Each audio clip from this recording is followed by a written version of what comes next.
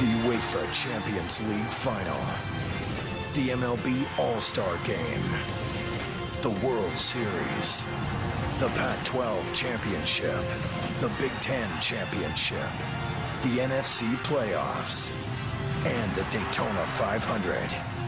The world's biggest events are on Fox Sports. We are Fox Sports!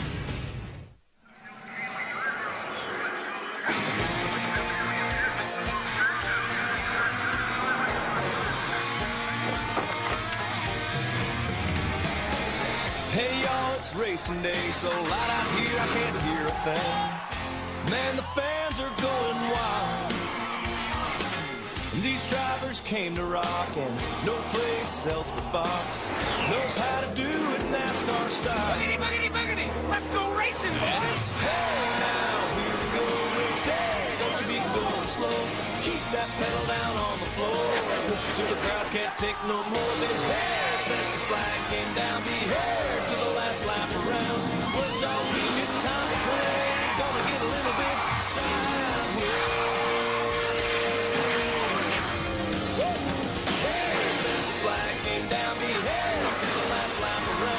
Worked all week, it's time to play. Gonna get a little bit sideways.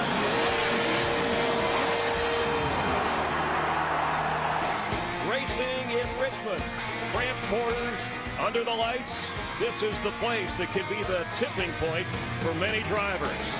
Time for the NASCAR on Fox pre-race show delivered by Pizza Hut. And we're picking up right where we left off. Carl Edwards, your points leader after 8 races. But tonight there are some desperate drivers. The chase is on. We're down on the track in the middle of it all, hoping to bring you closer to the action on a beautiful evening here in Virginia. No threat of rain, comfortable temperatures, and an excited crowd. Hi, I'm Chris Myers, and welcome to the place where America gathers every weekend for NASCAR. And joined by the driver, Darrell Waltrip, the crew chief, Jeff Hamlin. Those cheers are for me. They are going to boo. They may maybe boo you. I don't know. I think they're still cheering from a couple of weeks ago, because when we were last all together, we had Dale Earnhardt Jr. push Jimmy Johnson across the finish line at Talladega. Tonight, though, I don't think drivers are going to be so friendly. Talladega was about help me, help you. Tonight, it's about help yourself, and that's what you'll see tonight. Get out of my way. They're going to use the bumper, all right, but it's going to be to move the guy. Bump and run tonight, baby. We don't need no stinking teammates tonight. All you're going to do is get in my way. I'm trying to get to the front tonight, Chris, and if you get in my way, I'm going to knock you out of the way. This is a 3/4 mile short track, but different. Why do drivers like this short track style of racing? I just think one thing is the front straightaway. It's a kind of a D-shaped sweeper. You get a little room. You got a lot of room off turn 4. As you head down the front straightaway here, you can get 4 or 5 wide down through there. But when you get to turn 1, you better get single file, buddy, because it's just like a funnel. It funnels right down into nothing. Because I can put all the load on my driver tonight. He can put it on his shoulders and make a big difference. If I get the car close, I'm going to wait on him to make up the difference. That's the way fans like it, in the hands of the driver. Right. So to tonight's headlines, Juan Pablo Montoya, he's on the pole. Daytona 500 winner Trevor Bayne, hospitalized Wednesday at the Mayo Clinic. Test for double vision. A previous insect bite is believed to be related. He hopes to be released early next week. He was not scheduled tonight. Hopes to be in the All-Star race in a couple of weeks. Casey Kane had minor knee surgery during the off week. He is here in Richmond, and he will start 4th. And Denny Hamlin, a great weekend so far here. He won his own charity event, the Short Track Showdown, that Friday, won the race. This is Hamlin's home track. He attended races here at the age of 5, and he's one of those guys in that desperate driver category. He won 8 races last year, none so far this year, but he's had great success. He's dominated at this track. Well, he has, and he's on a roll this weekend. He won Thursday night here. He won last night in the nationwide race. He's hot enough and good enough at this track. Tracks are like medicine. You go to your favorite track, it's like getting a shot of medicine. But who are some of those other drivers in the big picture that really need to come up big tonight? I think it's going to be somebody like Jeff Burton for one. He's outside the top 20. And how about Jamie McMurray? He won 3 races a year ago. He's also outside the top 20. He needs to have a big night. We know Carl Edwards is the points leader, the dominator, 5-time is up there. But is there a guy so far, as this is our 9th race, that everybody else is saying, this is the guy I got to beat? Well, I think it's Kyle Busch. He's won 2 of the last 2 spring races here, going for 3 tonight. He's the guy I'm betting on tonight. Carl Edwards is the man I'm still looking at right now. He's leading the points. Everybody's gunning for him. All right, Jeff. Darrell will continue here. We're counting it out of the start of the race. It's 400 laps, 300 miles. Here's what's around the turn.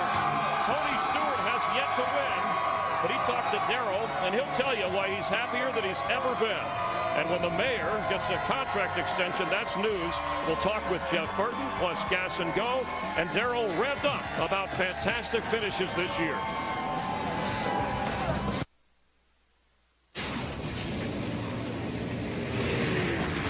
Off in the distance, it lurked, waiting to attack.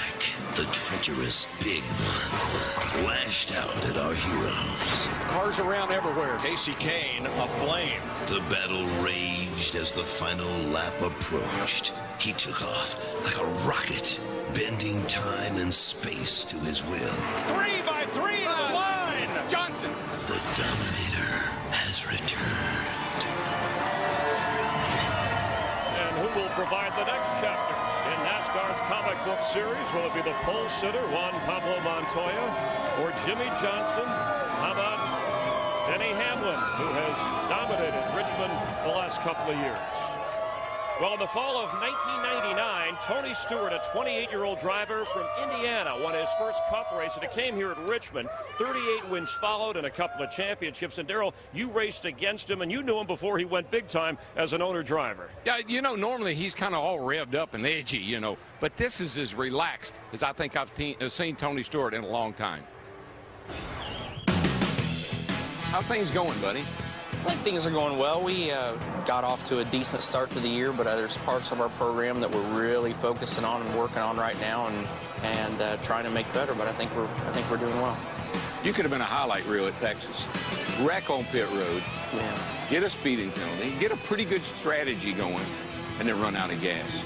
Monday morning when you sit down with the guys, do you put on your driver hat or do you put on your owner hat? I take off the driver hat. You can focus on the things that go wrong, but there are things that went right, too. And I think when you're dealing with an organization and a group of guys that work as hard as what I see at Stewart Haas Racing, I feel like they need to know what the positives were to keep them pumped up and excited. The work that you're doing in the shop, it was paying off. I was the one that screwed it up as a driver behind the wheel and got us the penalty. You ever long to go back to Indy and Nope. In any capacity? I would like to go back and just watch. It's a chapter of my life that is honestly has passed. And if you really want to go to Indianapolis and think that you have a legitimate shot at winning the race, you have to start the year with that team. And you can't be driving stock cars and Indy cars and trying to bounce around between the two. You really need to stay focused on the Indy car to try to give yourself the best shot to win. Sounds like that might be some advice you'd give to Danica. Well, she's trying to do both. And she's finishing out a phase of her career with her IndyCar side, but at the same time, she's let her intentions be known that this is what she wants to do. You like living in Indiana? Yeah. Why? Just like you like Kentucky. It's home. It's, you know, my friends are still in Indiana. I play cards with a guy that owns the Burger Kings in town, which is great because I go there and get my free dinner from him, and then he makes me pay for it when we play cards. And there's something about home. You're building a big house in Indiana. You're not going to live in that thing alone, are you? I mean, it's awfully big to be in there by yourself.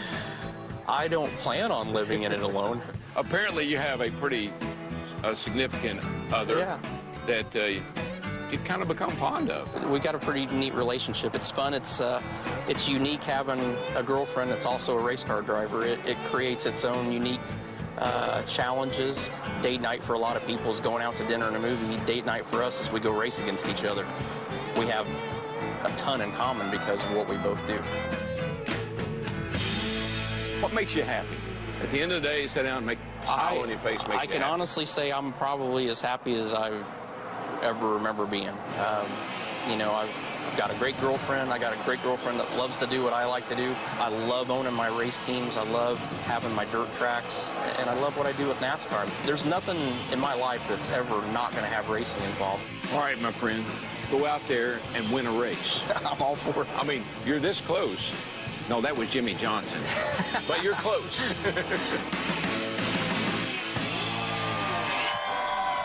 And Tony in the 14, of course, that number, A.J. Foyt, his idol. But that's news when he says he's as happy as he's ever been.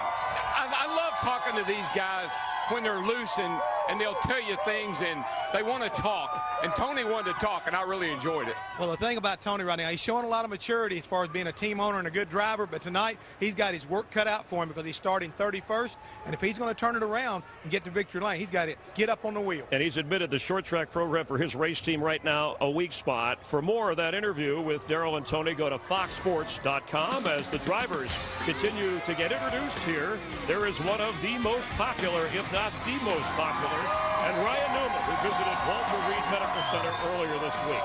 We'll have more NASCAR on Fox live in Richmond, Virginia.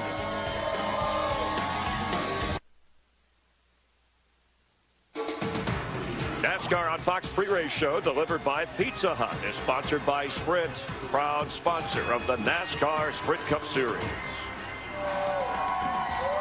While you're with us live from Virginia, the fans are fired up for tonight's race. They're also excited about our experts picking the winner as we check the Pizza Hut standings. And we go with the same points format as NASCAR. We have our own great little Pizza Hut chase going on. Jeff Hammond slightly ahead of Larry Mack, the W, Mike Joy, and the fans. So let's see who they like tonight. We'll head up to the broadcast booth and Larry and Mike. Well, thanks, Chris. Goodyear's brought a new tire to Richmond this week, but it's the same tire they ran at Phoenix. Who won Phoenix? Big Daddy. I'll take the 24. All I could see today was threes. He qualified in the third spot. He drives number 33. He almost won Talladega. Clint Boyer seals the deal here at Richmond. Watch him finish third. That'll be a good point. We'll see, Mike. But the thing is right now, guys, I did a little extra research, and I came up with a new decision. I was going to go with Carl Edwards, but I switched. I'm going to go with 5-time Jimmy Johnson. Kyle Busch, he's rested. He's ready. He didn't race last night. He's going to be the man tonight. All right, no points racing. Darrell's going for wins. You can log on to foxsports.com/Pizza Hut and vote for the driver that you think is going to win, and you'll have a chance to win a trip to next year's Daytona 500. And watch for updates to see who is the fan favorite Pizza Hut driver. Well, one of the drivers here and one of the favorites, and he's on the spot tonight, not just because he's from Virginia, Jeff Burton, currently 22nd in points, does not have a top 10 finish this year, but the driver called the mayor hopes to be the winning candidate on his home track. Don't lose sight of Burton. He's got a plan. He knows what he's got to do. He just wants to get in a car and win. Jeff Burton trying to make a little noise. That is a very fast cat car. He knows how to win this race. The folks here in Virginia are cheering for Jeff Burton, the mayor. So, Jeff, thanks for being with us. Congrats on the contract extension. And we don't want a political answer, even though you're the mayor here. With the enhanced point system and the improved chase format, are drivers racing any differently this year than how they have in the past? Well, I think you're going to see that here in a few weeks. I think that everybody is still, trying to get in the traditional way, and everybody still feels like they still have time. But here pretty soon, reality is going to set in for probably 10 or 12 teams where they know they're going to have to win to get into the chase. And I think that's when you're going to see the intensity really pick up. I'll tell you, the last 2 or 3 years are as aggressive a racing as I've ever been part of with the double file restarts and with all the stuff going on. It's gotten real aggressive anyway. But I think here in a few weeks, you're going to see it ratchet up. Hey, Jeff, it's DW. Look, it appears, Jeff, that you got everything you need to win. You got a great crew chief, good team. What's missing? What's that one thing that you need to get your arms around? That's a really good question, Darrell. And unfortunately, we've had a little bit of everything this year. I've made some mistakes on the track. We've had some mistakes on pit road. We've had some strategy problems. But the gist of it is we got to go faster. We up to this point have not been on average as fast as our teammates have been. There's been times we've been the fastest, but for the majority of the time we haven't been.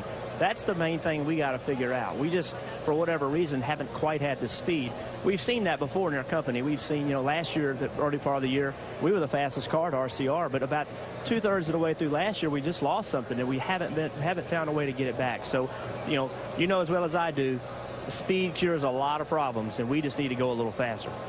Well, Jeff, you say that, and you feel like I'm sure you can get there, but you have to get inside that top 20 to be able to make a win count to get you into that wild card position. So, you know, what does your team want to do in the next 12 races to kind of make up that ground? Well, we got plenty of time to be up high enough in the points. I mean, you know, we're 8 races into this thing, and you know, we're still 20 to go, or whatever, 19, 20, whatever it is. So I'm not as concerned about that.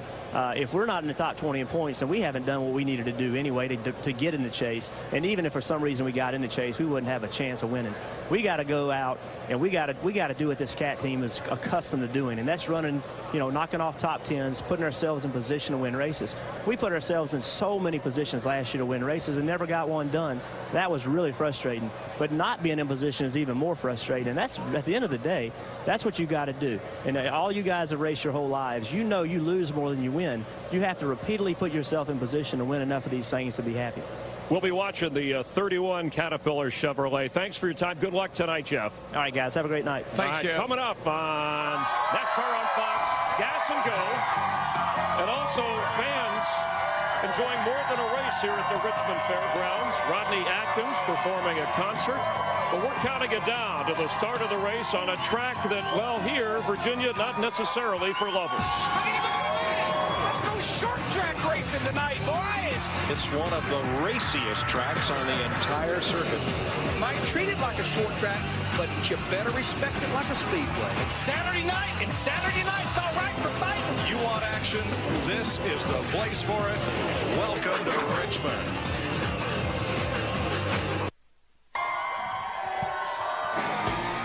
Racing under the lights, the sun will set in about 35 minutes. And 43 of the best drivers you'll see anywhere going at it. And there's one, Kyle Busch, racing for his 3rd straight win in this event, starting from the 20th position. Time now for Gas and Go. I ask the questions, Darrell and Jeff, they lip sync the answers. You're on the clock. All right, here we go, Darrell. Who needed last weekend off the most? Besides you? It was nice being away from you, by the way. Yeah, I know. Anybody that hadn't won. Okay. Because you got to have some wins. And if you're outside the top 20, you really needed a weekend off. All right, Jeff, who didn't need a weekend off? Who wanted to keep it rolling? Well, I mean, I think guys like Jimmy Johnson, for example, he just comes off a big win. Carl Edwards, our points winner, he went to Nashville to run the nationwide race. So I think those kind of drivers, they wanted to keep it rolling. All right, Darrell, on to you. Any truth to the rumor about Joe Gibbs Racing making a crew chief switch? Denny Hamlin, Joey Logano swapping their crew chiefs. You know, Chris, we live in a small community over there, and rumors, they get started. And when there's a rumor going around and everybody starts talking about it, there's got to be some truth to it. Joe Gibbs needs to do something, I think. Denny Hamlin and Mike Ford got off track at the end of last year, and I think a swap might do them good. They were 1-1. They were with each other until the end of last year, but I think they need to do something. And they've denied it, but of course that's for now. Things could change there. This for both of you. All right, who has the best chance to pick up multiple wins before the chase begins? We know Harvick is the only guy who has 2 so far. Well, I think Denny Hamlin, obviously, he won 8 races last year. Tony Stewart, he's won a couple. And you think about a guy like Jamie McMurray, he won 3 races, the big 3 last year. So I think these guys are the ones that can do it. Well, you know, I think there's a lot of guys out there that could do it. But Carl Edwards is a guy that I think everybody's shooting for, and I think he's a guy to keep an eye on. All right, Darrell, for you, any chance Carl Edwards will leave Roush Fenway Racing? His contract is up at the end of the year. He hadn't signed. I heard rumors he's talking to some other teams. Well, he's the domino. And when I said he's the guy that everybody's got their eye on, they got their eye on him for a lot of reasons. Is he going to stay at Roush or is he going to go? Right now, I think he's teeter-tottering backwards and forth. He wants to win a championship really bad. And if he could go somewhere where he thinks he could, he might make that move. What do you think, Hansen? Does he have a place to go? I don't think he really has a better place to go. That's the main thing right now. I don't think Carl Edwards is looking for just basically a lateral move. He's looking for a way to move up. I don't think it's out there, Carl. I think you're going to wind up staying right where you are. And he could win a championship this year with Ford and Roush Fenway. All right, time to check in on Darrell, see what he's revved up about this week. Well, Chris, I'll tell you, one word describes what I've been revved up about for not just 2 weeks, but this week particularly, and that word is Talladega. You know, Jimmy Johnson won by 2/1000ths of a second. Folks, snap your fingers. That's how quick 2 1,000ths of a second is. Coming off turn 4. Did you know who was going to win? I sure didn't, and no driver knew either. It was anybody's race at that point. It's a legendary track, had a legendary finish. 8 cars racing to the finish line at over 200 miles an hour for the checkered flag, and the winner could have been Carl. It could have been Clint. It could have been Kevin. It could have been Mark, the Biff, Junior, Jeff, or Jimmy, who won by the blink of an eye. I think we're going to see a lot more finishes like that in the future, and that's because NASCAR is more competitive than it's ever been before. We've had 7 winners in 8 races, and we're on the action track tonight. You know how long it took me to get excited about this Richmond race? Just about 2 1,000ths of a second. Just like Talladega, I am revved up. Chris, quick, somebody get a restrictor plate and put it back on him. He's done gotten totally out of control. Well, and you can see the fans that have to clear as they go up to the stands because we're in the way of once the cars start rolling. Daryl's going to head up to the play-by-play broadcast booth. But remember, Talladega Racetrack offering you the chance, if you make a $50 donation to the Red Cross for tornado victims, you can drive your car on the famous super speedway. And all of us are thinking of the victims and their families who were affected by those devastating tornadoes and storms across multiple states during the week. We're glad you're watching the NASCAR on Fox pre-race show delivered by Pizza Hut as we come to you from Richmond International Raceway. Here are our opening ceremony. Race fans, please rise and remove your hats as the United States Armed Forces Color Guard from Fort Lee, Virginia presents our nation's colors. Please welcome Reverend Joe Ellison from the Essex Village Community Church as he offers this evening's invocation. Let us pray. Eternal Father, we thank you tonight for this sport that we love so much, NASCAR. We ask you, Lord, to remember the victims that were affected across the states with a tornado. We thank you, Lord, for our brave men and women who serve this country around the world. We thank you, Lord, for the safe travel mercies of our fans. And tonight, God, we ask a special prayer upon all the drivers tonight.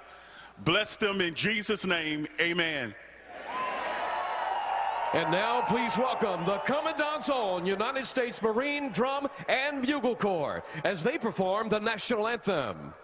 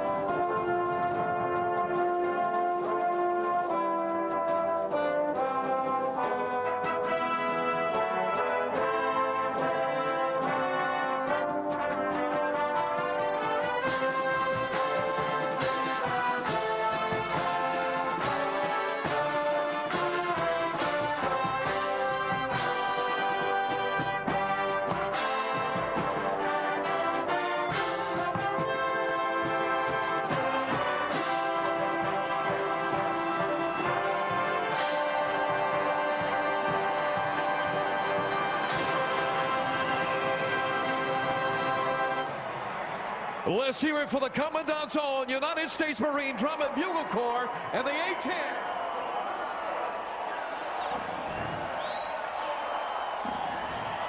When we continue, Jeff and I will head back to the Hollywood Hotel. And if you've never seen a short track race in Richmond, well, hang on. You're in for a fun night. NASCAR on Fox.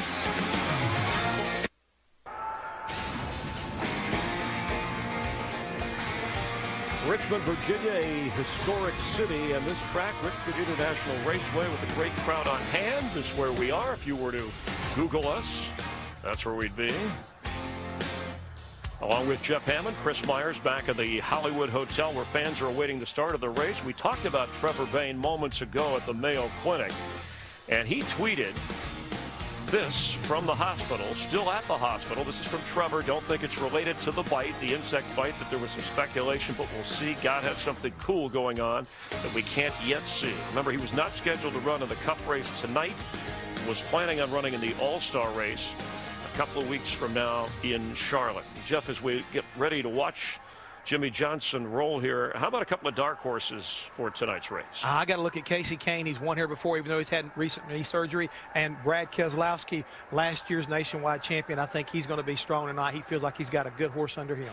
And Dale Earnhardt Jr. says, yeah, we're doing okay in the points, but we're not there. We need a win to live up to the expectations. He has had success here before at the Richmond track. So let's take you back down trackside and listen to those words that fans love to hear from the East Coast to the West Coast and everywhere in between. Race fans, are you ready? It's time for the most famous words in motorsports. Please welcome Marine Staff Sergeant and the Crown Royal, your name here, 400 contest winner, Matthew Hansen. Gentlemen, start your engines!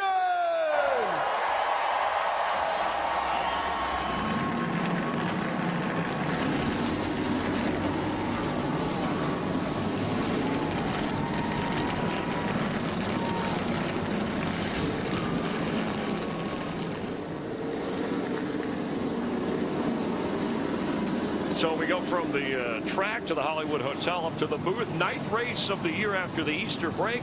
Darrell, Larry, Mike, you guys ready to roll? Ready for short track Saturday night, Chris.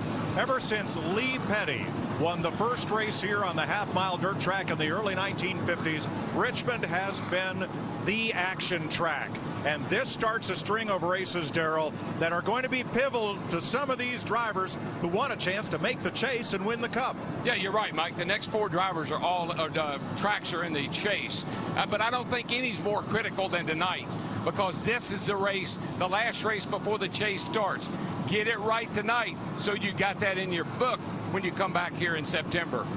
Larry, a lot of big names coming out of the back of the field tonight. Yeah, I mean, there's more to keep up with than we even watched during this short track race tonight. But I'm going to be watching some of our big names starting at the back of the field. DW talked to Tony Stewart in that 14 car, starting 31st. How about five-time Jimmy Johnson? Always runs well here, qualified 30th. But the guy I'm going to be watching, wild thing, Kyle Busch qualifying 20th. We know he'll be bumping his way to the front.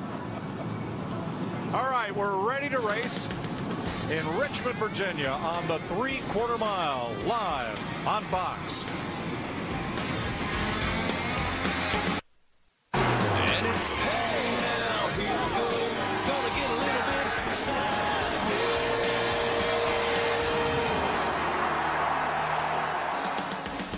Ready to race in Richmond, and look at this crowd. While a bit short of a sellout, a few empty seats on the backstretch. Pretty well packed for short track Saturday night as we get ready to get at it. Juan Pablo Montoya has his second pole of 2011, and Regan Smith his best career start on the front row. Clint Boyer, the May winner, with Casey Kane, who got his first career win from the pole right here. Mark Martin won here in 1990. Jeff Gordon has won here twice. Brad Keselowski, top 10 every time he's been here, and Carl, the point leader. Joey gets his sixth top 10 start of the year with Paul Menard. Denny Hamlin's won everything this weekend with Kevin Harvick. Ryan Newman, Bobby Labonte, Casey Mears, best start of the season. David Stremme with a brand new team. Jamie Mack and A.J. Allmendinger, who got a top 10 here last fall. David Rudiman and Kyle Busch, the winner of this race for the last 2 years. That's your top 20. You look at the rest of the grid as Darrell dials up the hometown hero. Denny Hamlin, it's DW. Got me, buddy? 10-4. Hey, man, is this the night you get your mojo back? That's the plan. You know, we started off this weekend obviously really good, and you know, just hoping it carries into today. Obviously, we know the challenge is going to be much tougher tonight than what it has been. So, you really, I got to get the big picture in mind. Also, we really need a solid run to kind of get back where we need to be. Denny, did the two wins that went on Thursday night and then again last night dominating the NNS race, what do those do for you going into tonight? see a lot of confidence. I mean, there is, with the Nationwide car, it's definitely a lot more similar to these Cup cars than what it has been in years past. So really, you look back at our record, when I run the Nationwide car, Cup car usually does run better. So I think it's just more laps on the racetrack, and the communication kind of helps. All right, my friend. Good luck tonight, and make the hometown crowd proud. All right, 10-4. Thank you. That's Denny Hamlin. This race is brought to you by Budweiser, the beer that starts with full flavor and ends with a crisp, fast finish. Great times are waiting. Grab some Buds. Only one driver failed to make the field. That was Brian Keselowski. 44 entrants, 43 starters. Let's go to pit road. Matt Yoakum. Mike, 2011 is shaping up to be Juan Pablo Montoya's best Sprint Cup season yet. A year ago, he was 24th in the standings. Tonight, he rolls off 9th in points. He capitalized on a very fast race car and practiced by winning the pole. Tonight, he's hoping to join the list of first-time winners on an oval. After finishing second at Indy, Pocono, and Talladega, he learned a lot at Martinsville about rhythm, and it paid off by finishing fourth. Tonight, he's hoping for a win. Chris Devoda. He may only be 20 years old, but Joey Logano has grown into a leader. He no longer feels, long past the days of feeling like he just inherited Tony Stewart's old ride. He now believes and feels this is his team, and he says Greg Zipadelli is his crew chief. And good news for them, they say the longer the race goes, the better they get. Steve? Well, Krista, Kevin Harvick is the only driver with multiple wins this year. If he's going to get his third win of the season, his strategy is simple. He said, I've got to be aggressive. I've got to get to the front as fast as I can and stay there. Dick Berggren. Dale Earnhardt Jr. is off to a great start this year. Third in points proves that, and he is at one of his best tracks. 3 wins in the Cup Series, 3 in NASCAR's second-tier series. He starts deep in the field. His fans hope tonight ends the longest losing streak of Dale Earnhardt's career. Ready to race next time by. One driver drops to the back. That is J.J. Yaley due to an engine change. As we get ready to go green, Joe Nemechek's also fallen to the back of the field. 400 laps, 300 miles.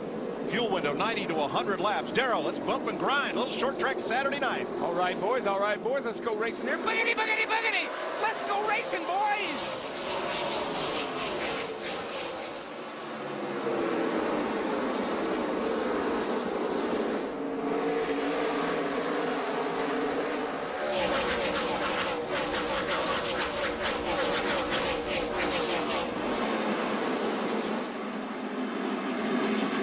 Montoya leads the first lap, and Smith hangs tough on the outside of Boyer for second.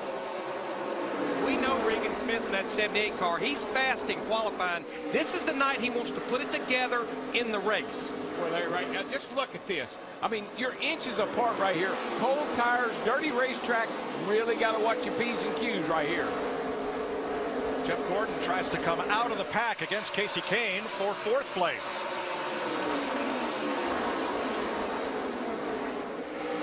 He clears Kane, and here comes Mark Martin. Dropping in line in sixth. Edwards seventh. Keselowski eighth. Menard ninth. Logano 10th. And Mike, in about 3 or 4 laps, your tire pressures start to come up to operating temperature. That car is going to feel as good right then as it's going to feel any time tonight.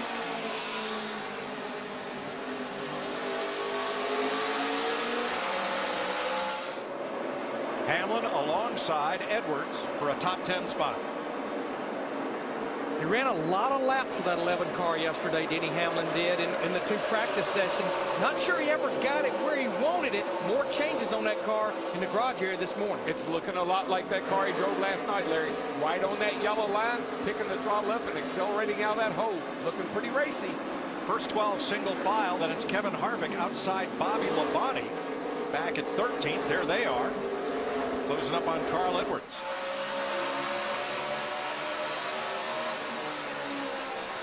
We expected Carl Edwards in the 99 as well as he ran at Phoenix a couple of months ago to be strong here. Same tire combination we ran at Phoenix. And you know, Larry, I like this tire because it doesn't fall off a lot. And you're not tire dependent tonight like you are a lot of racetracks. Which could play into some strategy late in the race. If the early weekend is any indication, there could be a scarcity of caution laps tonight. K&N Pro Series race ran caution-free but for rain, and not many yellows last night either. Kyle Busch on the move. I want to keep an eye on him tonight. I tell you why. He didn't race last night. That's a rarity. He comes into this race really rested, really ready to go tonight. I want to see if it pays off or not.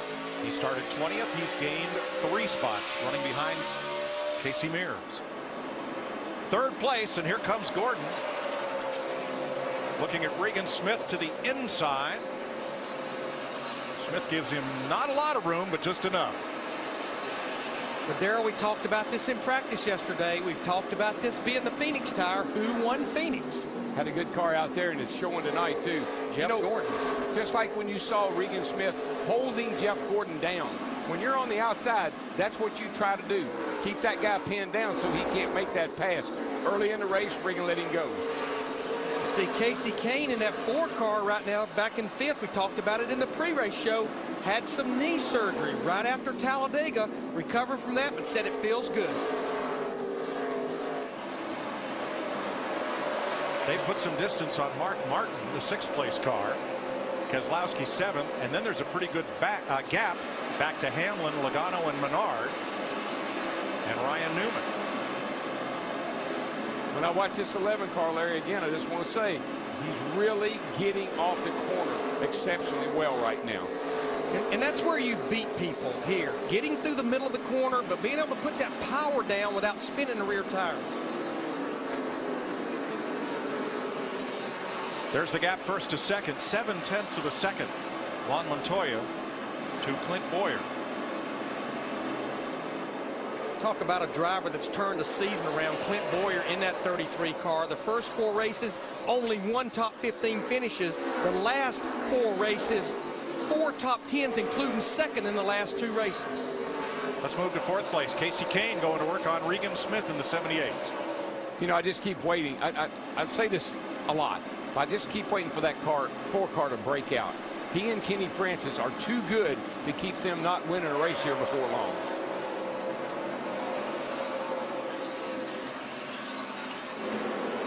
Travis Quapple's been in the wall with his number 38.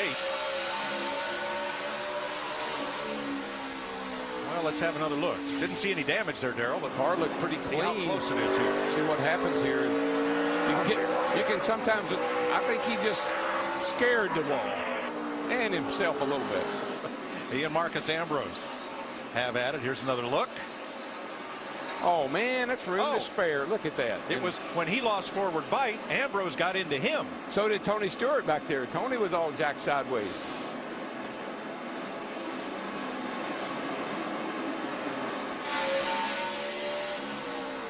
It's kind of the way Richmond is. You can get into a dust-up with somebody, Darrell. 50 laps later, you're still racing the same car. Yeah, actually, it was the 09 car, not Tony Stewart, that was sideways as well. Landon Castle. See Jamie McMurray there in the 1 car. Jeff Hammond said it in the pre-race. This is definitely a driver that needs to get something going. We're a 4th of the way through this season.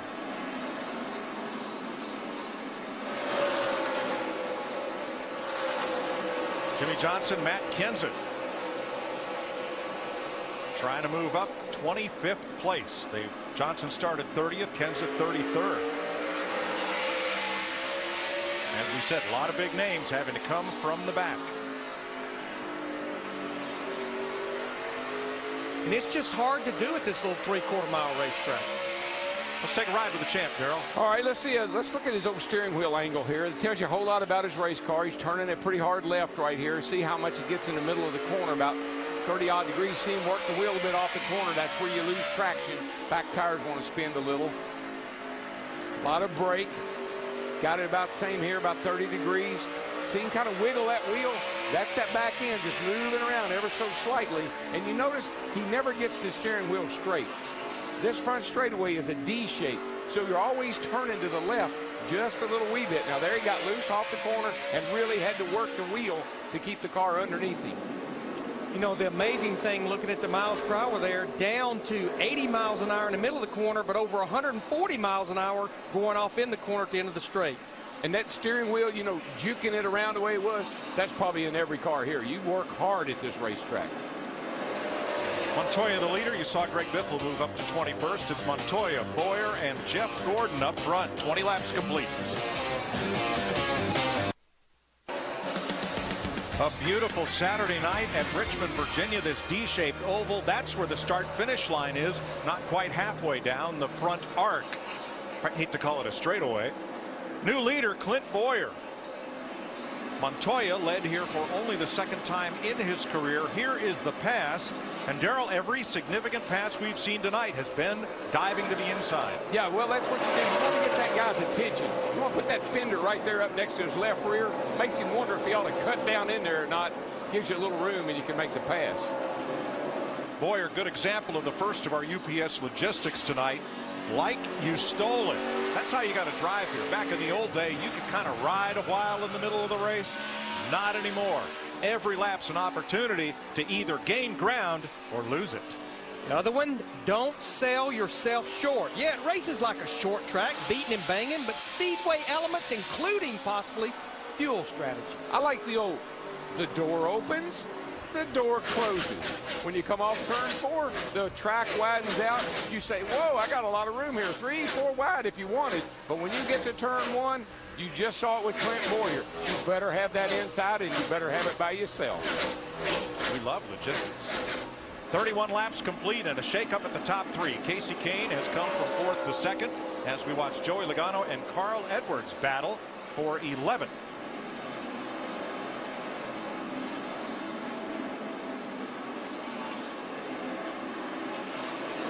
And breaking into the top 10 comes Kyle Busch, who started 20th. That's a pretty nice pickup. Yeah, I'm watching his lap times, and he's the only car running in the 22-second bracket right now. He's made up 10 spots in those 32 laps. Matt? Mike, the only concern Kyle Busch had, crew chief Dave Rogers told him about 10 laps ago, your front brakes are looking awfully red, turn on your blowers. Other than that, his lap times, like you mentioned, faster than the leader. Well, we talked about how much speed you carry off in the corners here, and that requires a lot of brake to get that thing woed down. But you know what, Larry? We make a pretty big deal out of glowing brake rotors, but the way the cooling is in the brake system now, and as big as these brakes are, that's almost expected. It's what it does to the tire that worries me more than anything, not so much the brakes. Casey Kane is running like the proverbial train. He passed Jeff Gordon in such a hurry. We thought there was something wrong with Gordon's car, but Gordon caught up, and after Kane passed Montoya, so did Gordon. Casey Kane wants the lead. He's hunting it, buddy. I'm telling you, the car looks real good right now, and he's been able to get right up to Clint. It almost looked like Clint said, whoa, where'd he come from? He's actually stepped it up a notch. Boyer led only 13 laps when he won this race in 2008. Kyle Busch has won it the last 2 years in a row. Kenny Schrader steps aside. Here come the leaders. J.J. Yaley ahead. And that gives Boyer a little breathing room. Saw Casey Kane get real sideways off turn 4. We keep talking about getting off the corner. The deeper you go into a run, the more of a challenge that becomes. Now remember, had a little meniscus surgery there, a little knee surgery on the Casey Kane, the 4 car. Don't think that will have any effect. It's his right foot. He said that's the reason I did it. I felt like I could manipulate the gas, not have a problem. But that's a distraction. I don't like distractions. You see Jeff Gordon beginning to close on the 2 leaders now. Steve? And Mike, the report from Jeff Gordon, he says his car is just a little bit loose getting in the corner, and he said he's struggling a little bit on initial throttle right when he gets back to the gas pedal. Well, the good thing I'm hearing there, Steve, it's doing the same thing getting in and off the corner, so I won't say that's easy to fix. You just got to make sure you don't hurt the middle of the corner fixing those entrance and exit. Gordon started 6th, running 3rd. The winner at Phoenix the last time we ran this tire combination. Now Montoya started on the pole. He has slipped to 4th. Darrell, cause for concern or just finding a place where it's comfortable for him to run? Sometimes, you know, that fast qualifying lap and you're afraid to change the car very much and it bites you in the race. So maybe need a caution to work on it a little bit, make it better. Regan Smith holding his own at 5th place. He started on the outside pole, and Krista, here comes Hamlin. That's right, Mike, and you know, tight in the center, loose off are words we hear at this track a lot. Crew chiefs will tell you if you fix one, you usually sacrifice another. So expanding on what you gentlemen have been talking about, Denny Hamlin right now is tight in the center, but that means that drive off, that exit, that's where he's gaining on cars right now. Darrell, don't you think you would maybe want to be a little snug in the center versus loose off the corner, because that loose off kills the straightaway speed? Well, you just heard Krista say, and it's the truth. You're a little snug in the middle. You've got to be if you're going to put power down. You got 850 horsepower. All right, Mark Martin next, and then Ryan Newman. Martin in the 7th spot after starting 5th. Newman has claimed 5 spots. Battle for the lead as Casey Kane wants to get under Boyer, but Boyer keeps hooking the bottom of the corner. It's somebody, and it could be Casey Kane. They got to go outside. We got to get a second groove. We got to go high here, see if there's any grip, see if we can make a pass. That's the next thing you got to work on. It almost looks like what he flirted with that time through 3 and 4. I keep waiting for guys to move up a little bit. That will happen, and there will be a second groove, and you can sometimes sail by on the outside.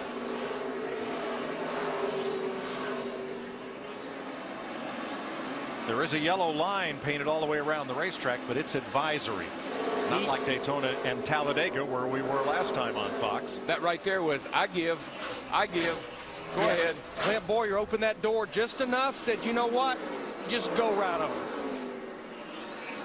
Montoya led 25 laps. Boyer led the next 18, and now at lap 44, Casey Kane's the new leader. Larry, when you're leading the race like Boyer was, you know, you don't need to use up your stuff in the first 100 laps of this race. Got to think about, okay, I'm using a lot of brake. I'm really abusing my tires. Maybe I need to back up a little bit. We are getting about halfway through a fuel run now here, 45 laps. The fuel window about 90 to 100 laps. And Denny Hamlin closing right up on Regan Smith, and Montoya just ahead. So Casey Kane is the 3rd different driver to lead at Richmond tonight. Will mild-mannered Casey Kane keep his cool in the face of danger? Keep watching NASCAR on Fox. NASCAR Sprint Cup Racing on Fox is sponsored by Sprint, proud sponsor of the NASCAR Sprint Cup Series. By Lowe's, choose 5% off every day when you use your Lowe's consumer credit card. And by Dodge. Dodge, never neutral. 52 laps complete, no change up front, so Sprint takes an inside look at what's happening now in the NASCAR Sprint Cup Series.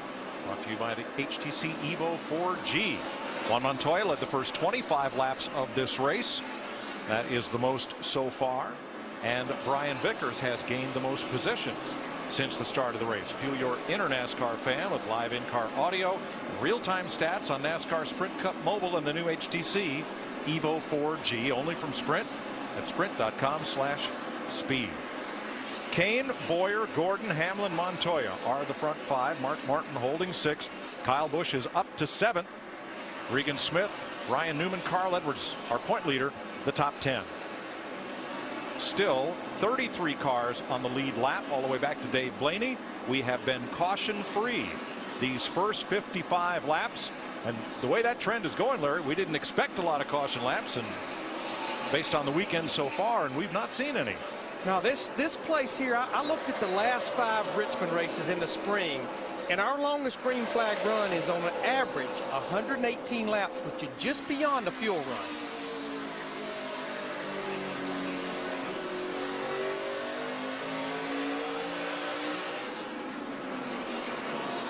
Mark Martin and Kyle Busch move past Montoya. Let's go to the pole sitters pit, Matt. Montoya moving around his line, Mike, also moving around his marks of when he gets out of the gas. Montoya reporting the car way too tight on entry, and he's picked up a slight brake vibration because of it. Using a lot of brake with this car. Thanks, Matt. Now that pass up by Mark Martin was not the politest of passes, Darrell. No, he got right up behind Juan. He sees Juan's having a little problem. You see him fighting the wheel right there, and Mark pounced on him while Montoya was trying to catch up with his car. Tell you what, 52-year-old Mark Martin's looking a little racy tonight. Felt good about Mark tonight, Larry. He had a good car in practice. He qualified good. Likes these little short tracks. It's where he grew up. Jimmy Johnson, our 5-time champion, is mired at 28. Here's the discussion between he and crew chief Chad Knaus. But man, we gotta try to get yourself a little something. Try to move around a little bit. Try to find something. But I will probably lose this position doing it. Are you okay with that? Yeah, lose position, man. We're losing 3/10 of lap to the leader. We're the slowest car on the track. Okay. Well, actually, he was 15th fastest at the time, but among his peer group, you could say he was the slowest. Dick? Well, they expected a lot from Jimmy Johnson tonight. Before the start of the race, Mike, Jimmy told me that even though they had not cut a quick lap in practice, the car was incredibly fast in race trim. We haven't seen that so far.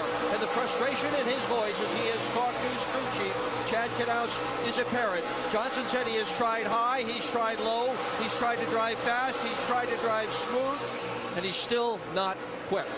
Not yet, anyway. You know, Mike, since he made that comment, he didn't lose a spot. He lost 10 spots. Wow. Well, and I know one reason that Chad Knaus is really on him right now is, yeah, he doesn't feel like they're where they need to be on the stopwatch, but he's only 3 seconds ahead of that guy we just saw right there, Casey Kane, in the 4-hour leader. And there's some urgency, Larry. As this 4 car gets closer and closer to the back of the field right here, I see a lot of urgency, and guys going to really work hard to try to stay on the lead lap. That Red Bull team has only one top 10 at Richmond in 15 starts here. The second place car, Clint Boyer, now 0.6 of a second back. Steve? Mike, Clint says he's losing grip. He's loose getting in, loose off. He too is adjusting his line on the racetrack, trying a little bit higher, maybe a little bit lower, but he's moving around, trying to find some quickness. Yeah, once the tires wear, fuel burns off, you got to start moving the car around if you're not running good. Clint Boyer right now, he's pretty happy. He'll move around a little bit. He's got room to play with. Regan Smith having a run at the pole sitter. Montoya, this would be for 9th place. And when your car is tight, and that's what Juan is complaining about, it means the front end won't turn. I got a new explanation for tight and loose. When it's tight, you hit the wall with the front end. When it's loose, you hit the wall with the back end. And right now, Juan is having to slow the car down with the brakes. Heard him complain a little about them.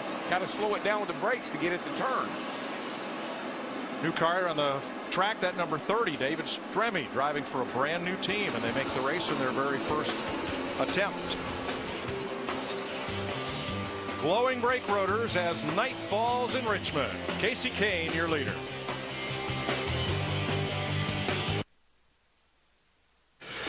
NASCAR Sprint Cup Racing on Fox is sponsored by Budweiser. Great times are waiting. Grab some Bud. Budweiser asks fans to help choose the paint scheme. Kevin Harvick's Budweiser Chevy will run at Daytona in July. Vote for your favorite at foxsports.com/Budweiser and see which paint scheme is leading that race. New leader. No surprise that Denny Hamlin has fought his way to the front from 11th starting spot. The only surprise might be that it only took him 74 laps to do it. You know, we talked in the pre-race show about a crew chief swap with this 11 and the 20. And I said, yeah, well, it might be a good thing. But here's something I remember from an owner back in the day. He called the crew chief and driver in. And he said, let me tell you two knuckleheads something. You either start working on the car and get your act together, or you're both going to be looking for a job. That particular driver went on to win 12 races and a championship that year.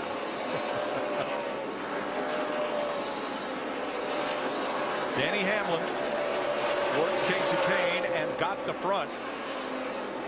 Back to live action with Brad Keselowski making an early stop on pit road at 76 laps.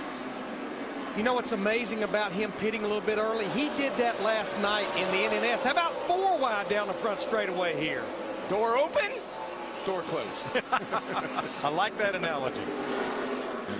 Tony Stewart liked this too. He's able to hang on to the lead lap there over Denny Hamlin. Stewart trying to keep from going 1 lap down as Bobby Labonte just did. But what you gain by short pitting like Brad Keselowski did, you get the advantage of those 4 fresh tires. The risk you run is if we get a caution, he's going to be 2 or 3 laps down because of that. But you know why he did that? He did it last night. Same thing he did last night. It paid off for him.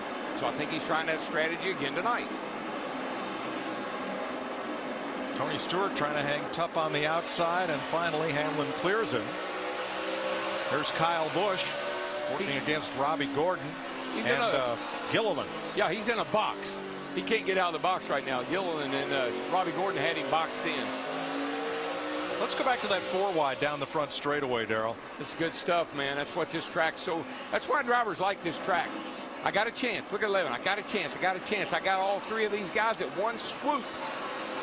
Boy, Bobby Labonte in that 47, like he almost got our leader Denny Hamlin with one swoop right there as he got against Stewart and then goes down low. Jamie McMurray also pitting early. It's pretty common strategy, isn't it, that if you get a lap down and the race is staying green, get in and fix your problem and get back out. And quite honestly, if it cycles through green flag stops as we see Kevin Harvick there, it'll work out for him, Steve. Larry, Kevin Harvick saying, I can't roll the center and I can't get up off the corner. It won't do what it was doing yesterday. 4 tires, fuel for Kevin Harvick. Kurt Busch is in, so is Juan Montoya and David Stremme. Jimmy Johnson about to go a lap down. Matt? And while Pablo Montoya's biggest complaint, the car just absolutely would not turn. Brian Patty going to fix him up with a couple of different adjustments on this 42 machine. They transfer the fuel cans. Good stop so far on this 42 machine. Paul Menard to pit road. And Marcus Ambrose. And for second place, here comes Kyle Busch. Moving past Casey Kane's number 4.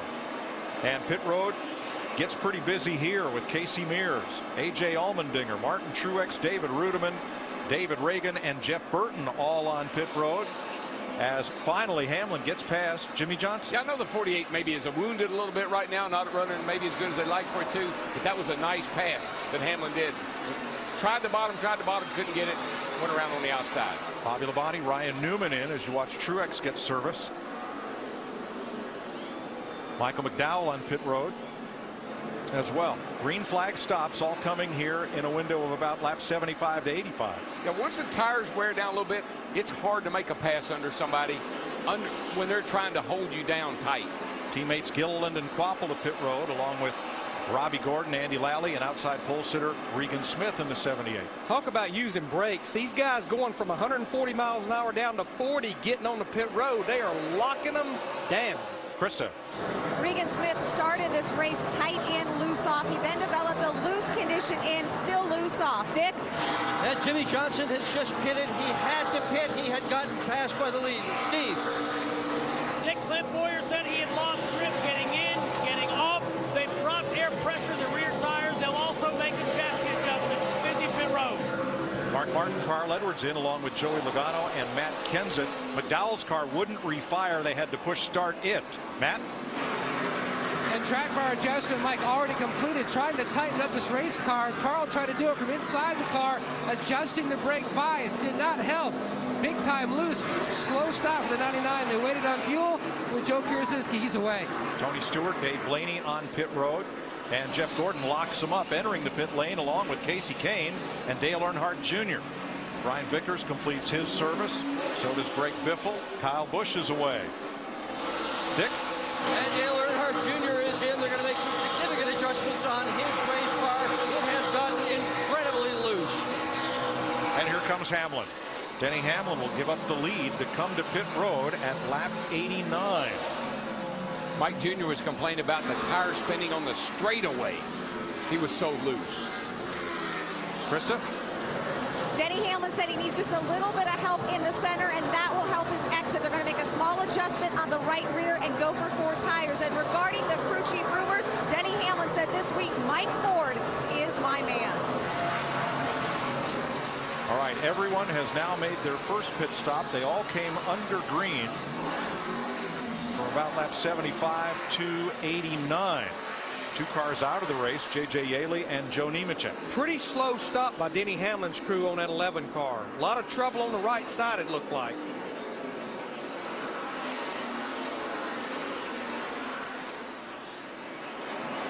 Before pit stops, Denny Hamlin had a 2.6-second lead on Kyle Busch. He now trails his teammate by more than 5 seconds. Locking him up, coming to pit lane. First round of green flag stops is done here at Richmond. We're still under green. 90 laps complete. Kyle Busch, the leader.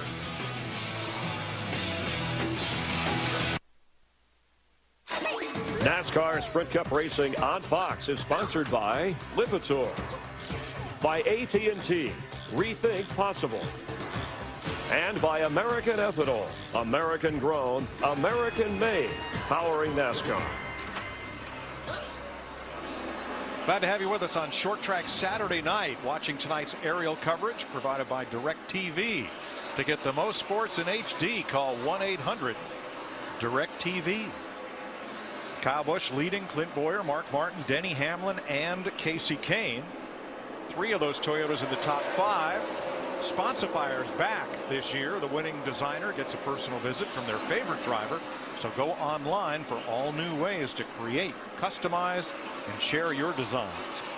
You know, Larry, I always like to say, I can make up hundreds of seconds on the track. That's all I can do. But you can lose seconds in the pit. And look at the difference between Kyle Busch, who trailed Denny Hamlin by about 2.5 seconds before they each made their pit stops. There is the leader. Now, we talked about Denny Hamlin, the 11 team, having trouble on the right side, but if you look, it was trouble across the board. I mean, that's almost 5 seconds. Mike, you talked about it. Denny Hamlin was leading by 2.5 seconds. He's now almost 7 seconds behind his teammate Kyle Busch. Kyle's fastest lap of the race, lap 91, right after he got those 4 fresh tires. One thing I want to say about Kyle Busch's crew, that pit stop time, that was the cream of the crop of everybody that made green flag stops. So after the pit stop, Denny Hamlin tried to make sense of it all with his crew chief, Mike Ford. Who's the leader of this team race? The 18. Just stay calm. Got a long way to go. We'll get you back. And Denny Hamlin does know this is a long race, but obviously you can sense the frustration in his voice. Since that radio transmission took place, Denny has been silent on the radio. The only thing being talked about is his lap times and where the other cars are, telling him the cars on the outside. There you see Denny get past the 6. But yeah, very calm, or at least silent on the radio right now. He's in 3rd place, 6.9 seconds behind his Joe Gibbs Racing teammate, Kyle Busch, the leader. We got trouble right here. What in the world happened to Juan Montoya? I'm going to say that the back of that car met that part out there that it wasn't looking or didn't want to, with a little help. That's a lot of damage to our pole sitter. Well, let's see how Martin Truex saw that one. Actually, Newman got a little bit of the wall too. So now Newman, if I'd have been Newman, I'd have given the 42 a little more room, let him slide in. It's not really not that far up, and what a great shot. But you can also see Newman's brakes were glowing a little bit, like he tried to whoa up and couldn't. That is a tremendous amount of damage to Juan Pablo Montoya, the 42 car. He smacked that wall hard. Caution is out from debris from that incident. And that will be a huge break for Montoya, because, Darrell, how can he continue to race that car without any rear downforce from that spoiler? They better have a pretty good body man in there right now, because that thing has got quite a bit of damage to the right rear. And they're going to get there. You can see here, they're getting ready to do some real serious sheet metal work. First caution of the night. It comes out at lap 108. So we've gone 25% of the way caution free. These old cars are pretty tough, Mike, but that spoiler, the way it hangs over that rear quarter panel, if you jack that back into the wall like that, it does probably more damage than anything else you can do to the car.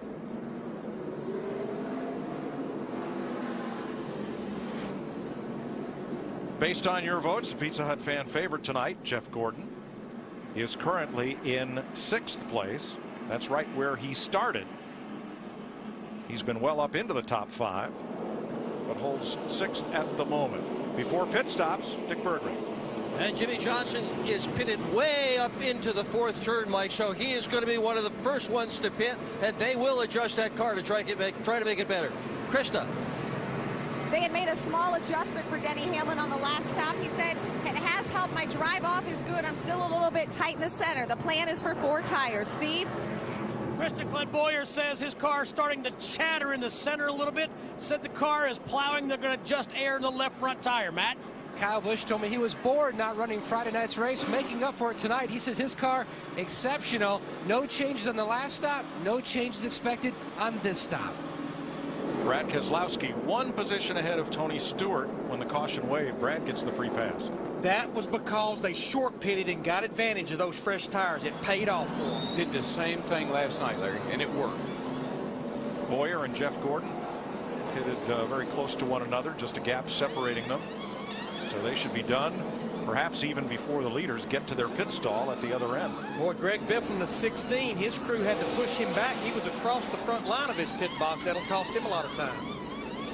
Boyer got a good stop. He's well on his way down pit road. Hamlin away now. It looks like Kyle Busch is going to beat them all at the end of pit road. That white line is not the timing line. It's a little further down. It is Kyle Busch first off the pit lane.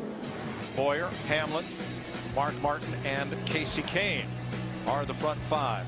We're under caution because of debris from this incident. Enjoy it on the Fox Xmo Super Slow-Mo Cam. NASCAR on Fox live from Richmond. Time for an AT&T race break, and these are the headlines. 112 laps in. Jeff Hammond, Chris Myers from the Hollywood Hotel. Is that how you repair your car in the garage, Jeff? That there's what you call a quick fix right there with the DeWalt, the big sledgehammer. That's my style of racing right there, Chris.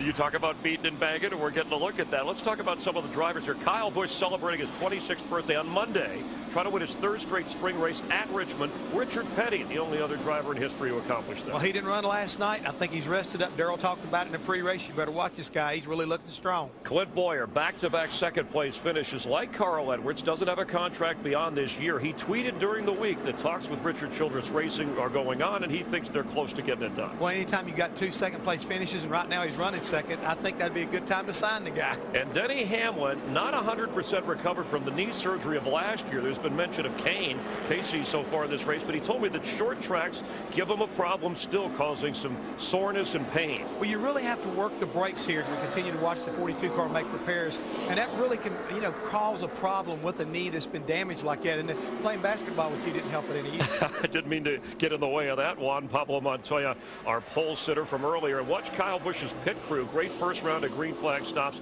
Put him in the lead for the first time back on lap 90. So time to check on the AT&T Fastest Pit Crew Award and the standings. AT&T wants to know what you think, so text the car number of the pit crew you think will be the fastest to 234-567. AT&T, the nation's fastest mobile broadband network, getting faster with 4G. And Mike, we're getting faster here in Richmond. All right, 24 lead lap cars, Chris. We get ready for the restart.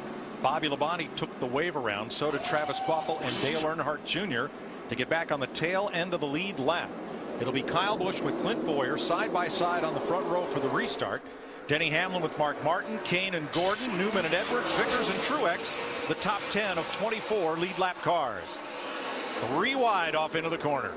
Yeah, the restart master, he didn't waste any time in shooting out to a pretty comfortable lead off turn 2 down the back. And there's still 3 wide in the middle. Edwards on the outside, Kane in the middle, Newman on the bottom, Vickers and Truex all under a blanket. We saw the big one right there in turn 3 a couple years ago here by this same kind of action. Boy, and Carl Edwards just had nowhere to go, stuck on the outside. I don't know. I'd rather be on the outside and stuck in the middle, I think. Still 3, buddy. Still 3. No hole. Still 3. Still 3. Barely. Still 3. Still 3. Still 3 wide. Bernard doesn't give him any room at all. And there are just inches between Edwards and the wall as they arc down the front straightaway. Yeah, he drops in. Yeah, he finally got into the second groove, but there is no grip in the third groove right now, and that's where they had him stuck through the corner.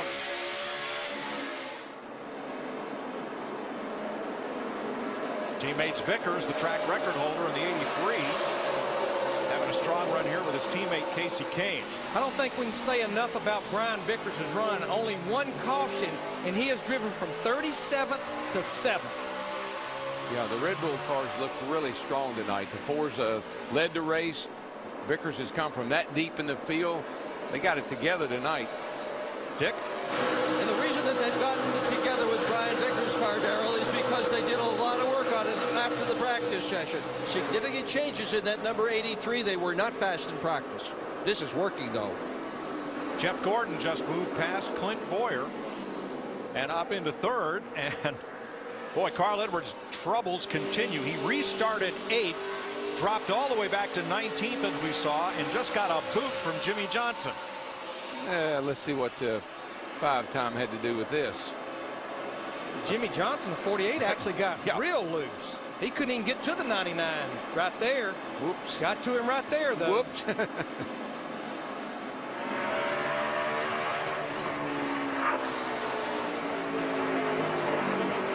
I think that's a 5-time champion that's a little bit frustrated right now.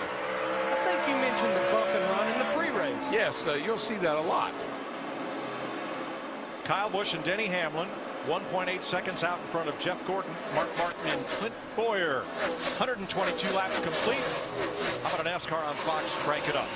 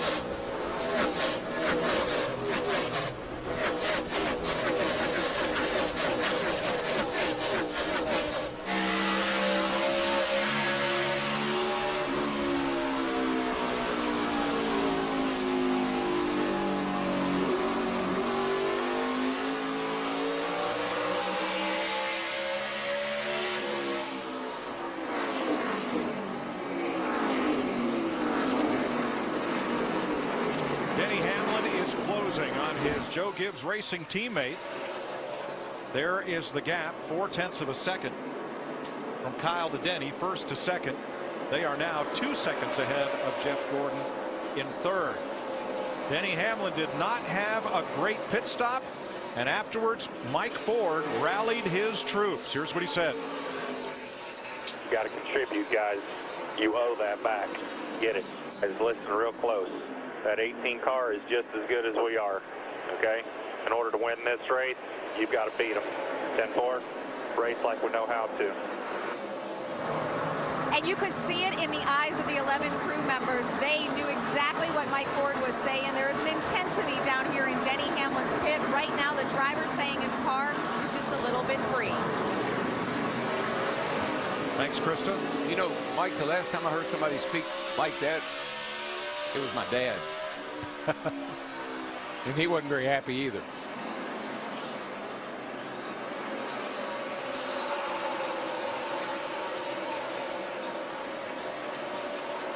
I won't say if, but when Hamlin catches Kyle Busch, which should only be a couple of laps, how hard can these two afford to battle? Well, they were running this way Thursday night on the last lap of the little charity race. Denny Hamlin won the race. He only led about 3/4 of a lap. But we're a long way from the finish here. But where he's so much stronger, Denny Hamlin stronger than Kyle Busch, is right there, right in the middle of the corner. He's able to put that throttle down and drive off the corner, and he just keeps reeling that 18 of Kyle Busch in. And you know what? That can be driving style. Kyle can be charging the corner, which he's guilty of doing. Denny, we know, likes to roll out, let the car float in, and then nail the throttle and come up out of the hole hard. I think that's the difference right now. They're both driving this track just a little bit differently.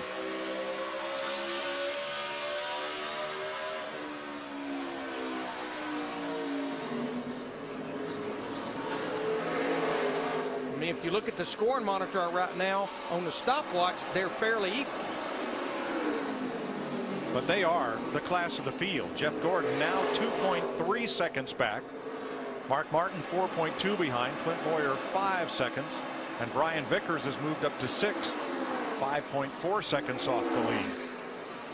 The guy just went by the screen there, Mark Martin, in that 5 car. We haven't said a lot about him, sitting there in 4th place. Might want to keep an eye on that little guy because his car was awfully good the whole weekend.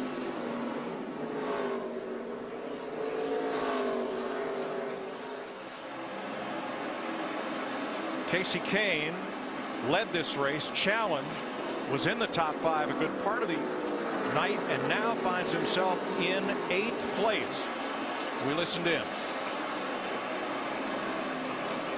My foot slipped on that restart. Gosh dang it. Sorry. That's all right, man. Ain't no big deal. Long way to go here. Would that have been his throttle foot? You know, based on the fact we know he's had surgery on that foot, I would think that had something to do with it. So Kane is 8th. Harvick 9th. Kenseth the top 10.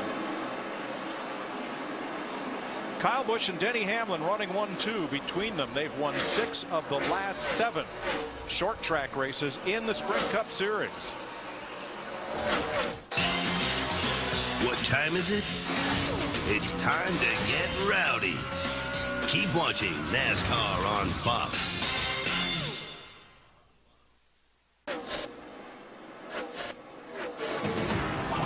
NASCAR Sprint Cup Racing on Fox is sponsored by the new Chevy Silverado HD, Motor Trend's 2011 Truck of the Year. Welcome back to Richmond. Kyle Busch still leads at 144 laps. Let's take a ride at Richmond with Mr. 5-time Jimmy Johnson in the Lowe's Chevy. Fans, use your Lowe's consumer credit card to take 5% off every day. Johnson is not having a great night at the moment. He's a lap down in 31st place. Just got passed by Casey Mears and Dave Blaney. And our pole sitter, Juan Montoya, going a lap down to Kyle Busch. Of the present top 10, there's only one non-winner at Richmond, and that's Brian Vickers in 6th place. Everyone else here knows the way to victory lane in the top 10.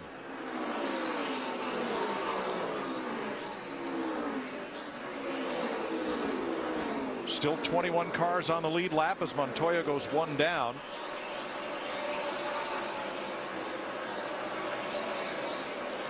Kyle pulls up on David Stremme. Mike, I just think it's interesting. I'm looking at the scoring monitor. Kyle Busch and Denny Hamlin, teammates, running 1st and 2nd. Jeff Gordon, Mark Martin running 3rd and 5th. Vickers and Kane, teammates, running 6th and 8th. Got the 33 running 4th and the 29 running 9th. The other thing that really sticks out to me is the 24 and the 5 are running really well tonight. They're out of the same shop. The 48 and the 88, not so much, and they're out of the same shop. There's a look at where the Hendrick cars stand, and just as you say, Darrell, a difference of shops is a difference of which lap they're on. Steve. Mike, listening to Jeff Gordon, interesting comment to Alan Gustafson. He said, my car is lazy through the center, then it turns too good. They made a track bar adjustment on their last pit stop. And lazy just simply means the car is not turning through the middle of the corner, but as Steve said today, documented, turns too good, which means the rear wheels aren't hooking up on the exit of the corner. That's usually what I would refer to if I was talking to my crew chief. Push loose. You've got so much turn to the left that when you pick the throttle up and it starts to go, back in wants to pop around. There's the leading Dodge in the race, Brad Keselowski. He's in 19th, battling Paul Menard. They're about 18 seconds off the lead. Leading Ford in the race, Matt Kenseth, who just dropped out of the top 10 to 11th. There's a look at Kenseth in 11th place. In the top 10, it's all Toyotas and Chevrolets. Now here's a shot of Jimmy Johnson. We looked at him earlier. Remember how he was pretty smooth early in the race. But right now, Chad Knaus just told Jimmy, if you keep driving the way you're driving, abusing the tires, we're going to have to stop early and get more tires. because Jimmy is really working hard in that car. Now look at Kyle over here, and just look at the difference in the two guys. Nice and smooth. Down in the corner, yeah, a little bit wheel spin up off, but in the corner where you want the thing to turn, Kyle is just nice and comfortable.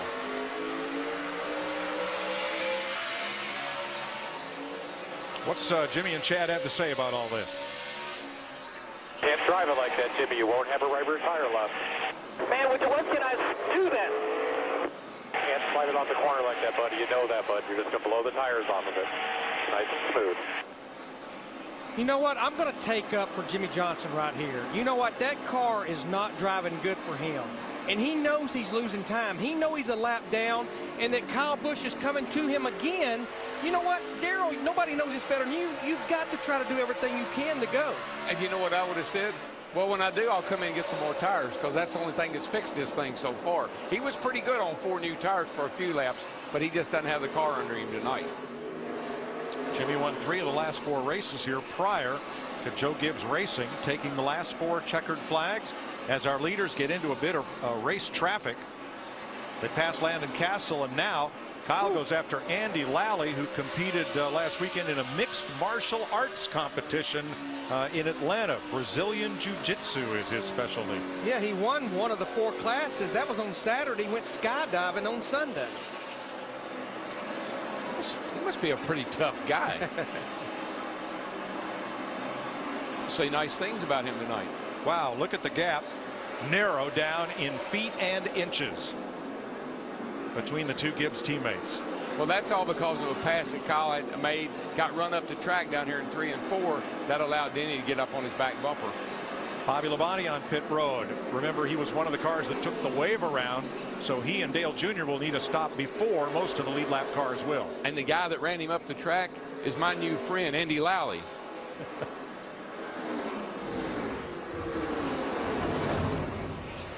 Darlington next Saturday night under the lights once again. Southern 500 drag race. Will it be more of the same? We'll see. You wouldn't know these 2 are teammates there all the way they're going at it. Well, we know the guy we're riding with, Kyle Busch. He doesn't see a teammate. He sees a guy that's trying to take the lead. We're looking at a guy in that 11 car, Denny Hamlin, wants a win so bad, especially at his home track of Richmond. Yeah, there'll be some radio transmission here before too long about, hey, teammate. I thought we were teammates.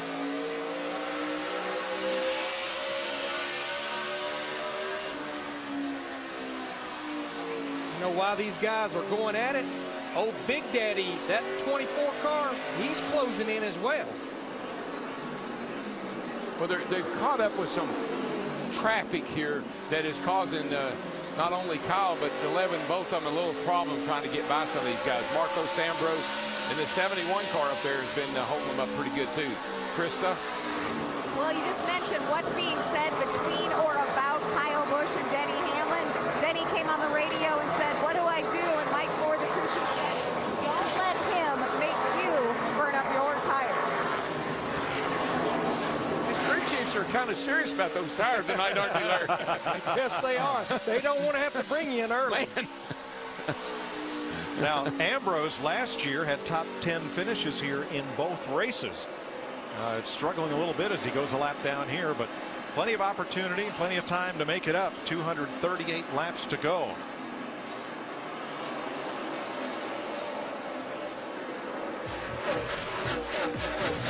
Kyle Busch leads in the Crown Royal Presents the Matthew and Daniel Hansen 400.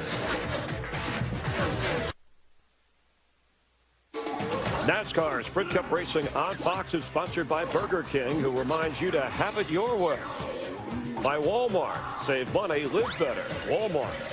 And by Verizon, the signal is yours. Wield it to transmit anything you want. Verizon. 30 laps to halfway at Richmond. Here is tonight's Ford F-150 EcoBoost track facts. This is the 110th Sprint Cup point race at Richmond. Only Daytona and Martinsville have had more. Davey Allison won from the pole here on the first race on the enlarged track in 1988. And 15 drivers running tonight who have won at Richmond. I think things got a little too fast, too furious there in Robbie Gordon's pit. Yeah, and the crew guys are telling him, stop. That stuff's hard to clean up. The fire will go out. Got to clean up the mess. And you could almost probably bet what happened is one of those hot lug nuts got into that spilled fuel and it just ignited. Well, let's see here. Oh, there's all kind of stuff. All kind of stuff falling out from there on fire. Well, a lot of times at a short track, you'll get pieces of tire rubber, and that had a little bit of fire there on pit road. Then when he took off and that little bit of fuel spill. Right there. There was a lug nut right there, and when it rolled into the fuel there, you're exactly right.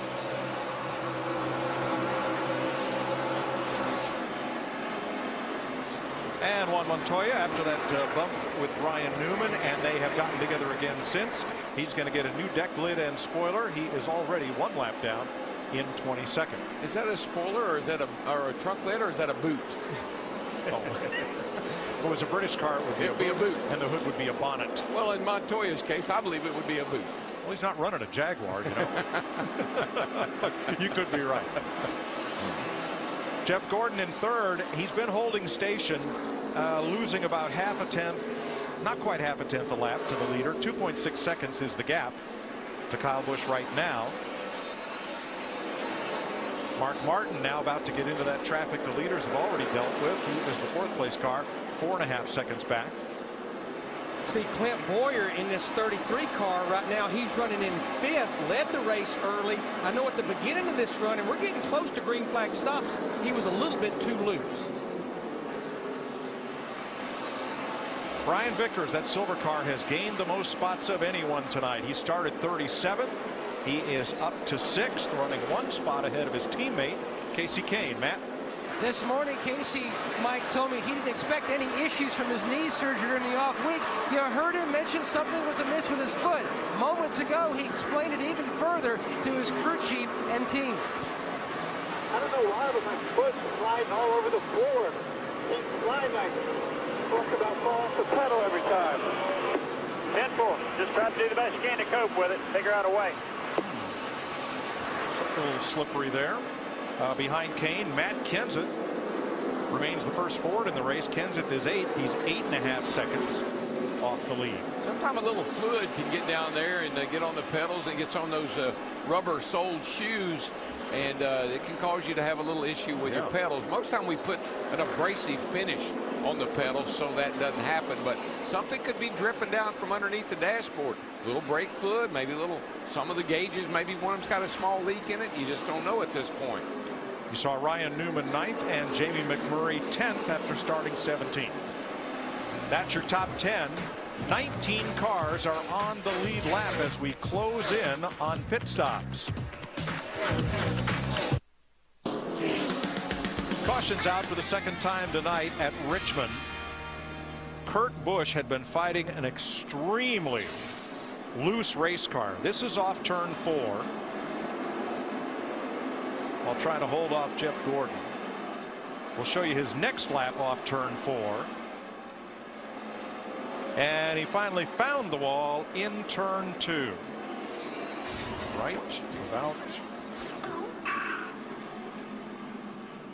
up there. And that's why we're under caution. Steve. They're going to undo a track bar adjustment they made on the last stop. My car's turning too well for Jeff Gordon. Krista? Denny Hamlin said his right rear does not feel right. That's where they're making the adjustment. Come on, guys. That was the rally cry. Matt? Back on lap 180, Kyle Busch said it felt like that you just flipped the switch, he lost the grip. A slight air pressure change to help his car longer in the run. Kyle and Denny win the race off pit road. No change in the front half dozen. Dale Earnhardt Jr. will be the free pass car on this, the second caution of the evening. 213 laps to go in Richmond.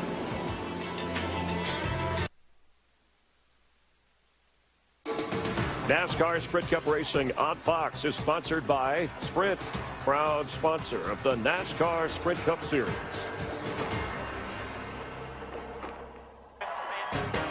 Gentlemen, start your engines! Tonight's command given by Marine Staff Sergeant Matthew Hansen from San Marcos, California. Enlisted in 2002, he's had 3 deployments to Iraq. He was nominated by his godmother for his continued service to his country and fortitude after his twin brother Daniel, who enlisted at the same time, was killed in Iraq by a roadside bomb in February of 2009. So Matthew accepted the honor proudly. He said, "Not without my brother." So we remember Daniel Hansen as we honor Matthew Hansen with tonight's Crown Royal Your Name Here 400.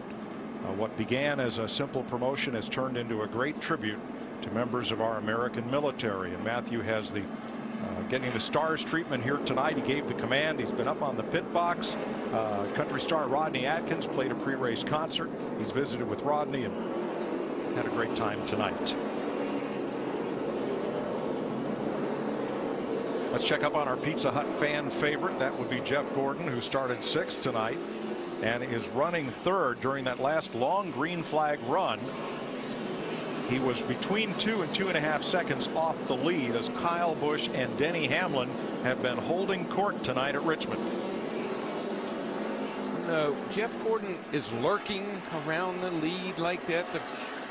You know, 3rd, 4th, his leaders are in sight. He's in touch with the leaders. Watch out. 6 cars took the wave around. 1 of them got back on the lead lap. That was Bobby Labonte. Second time that he has done that. So we will restart with 19 lead lap cars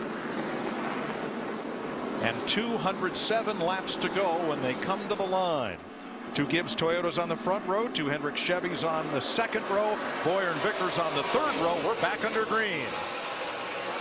Kyle Busch is like he is shot out of a cannon every single restart. Man, he's lightning in a bottle. That's what he is.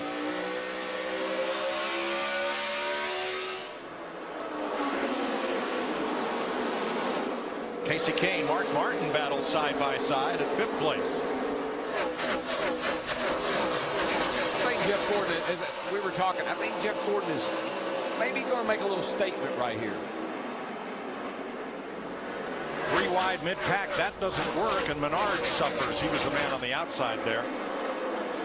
And they'll gang up on him. Stewart in the middle, slings it sideways, trying to hold the middle lane as Reagan gets by. Boy, he did it with authority, I might say.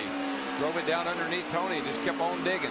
One reason these drivers are racing so hard, they're trying to race to be the first driver 1 lap down to get back on the lead lap if we get a caution, but they may be the caution the way they're racing. Oh yeah, we're going to get a caution.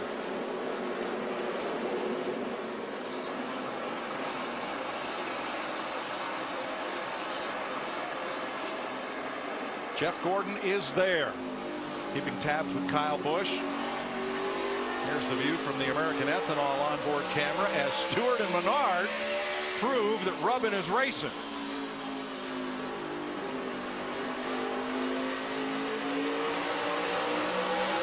Now Junior got the free pass on that caution. He's running in 19th on the lead lap, Dick.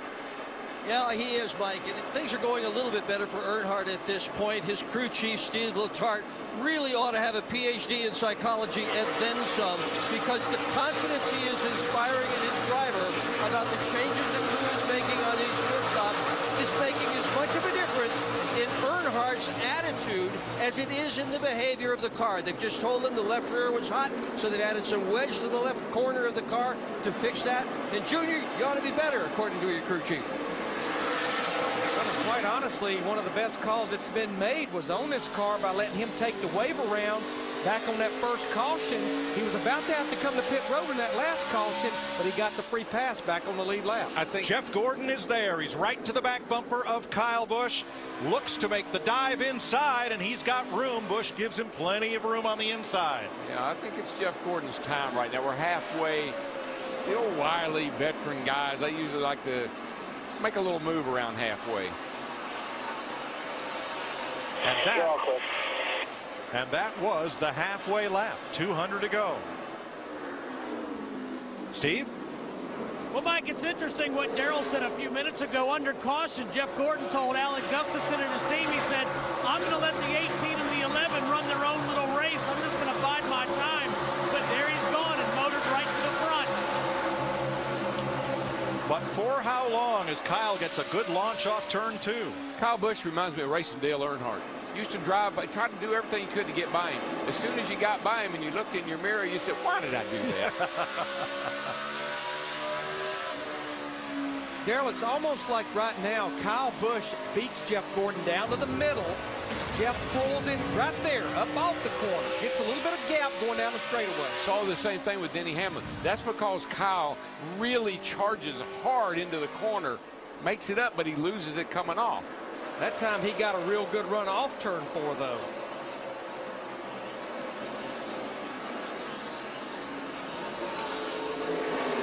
Two of short track racing's best, almost from different eras, as Busch puts it back in the wind. I don't know if that battle's over with or not. Nope. Here comes Jeff on the inside.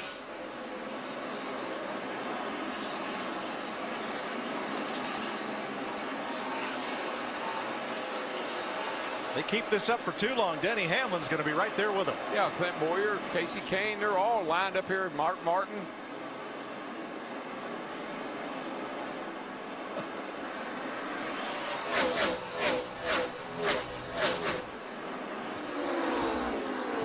Yeah, Mike, you talked about those two drivers being from different eras. When Jeff Gordon made his first start at Atlanta in November of 1992, Kyle Busch was 7 years old.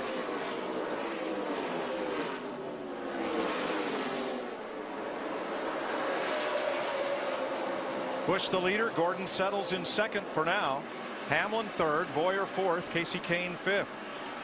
Then Mark Martin, Martin Truex, and Ryan Newman in eighth place. Remember, Newman and Montoya have gotten together twice. Montoya made a pit stop while we were in break, but did not replace that deck lid. But Matt, what's going on with the Army car?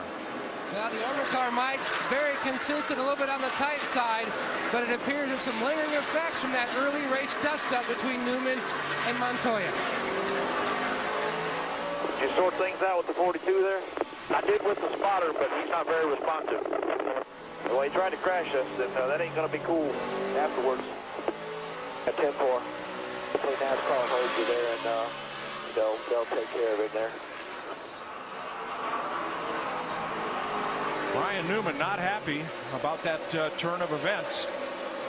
I wouldn't imagine this is a good place to do a slow burn for another 200 laps. No, but you know, Montoya's been known to boys have at it. He's used that policy a couple of times, like at Homestead last year. So, you know, we could see some retaliation here on this little racetrack.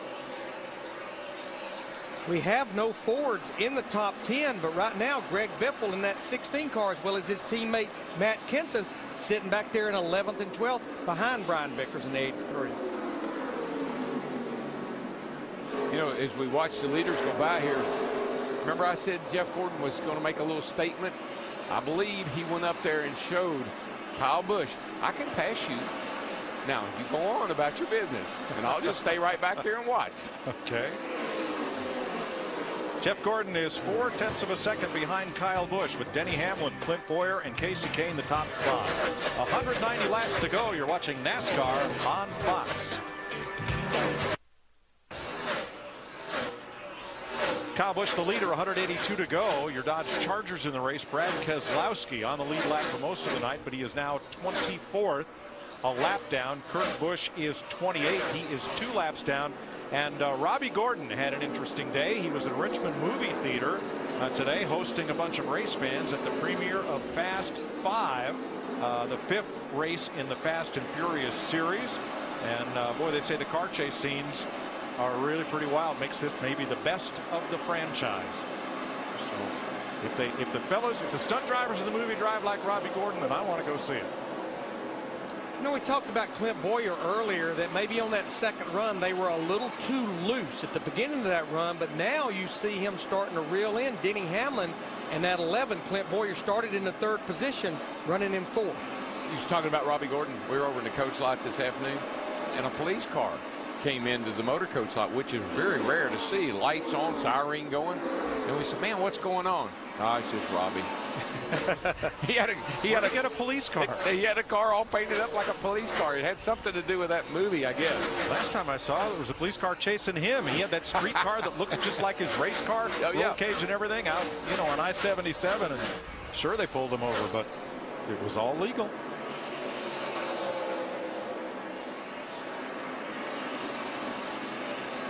Yeah, there's the gap. 1.1 seconds, Kyle to Jeff Gordon.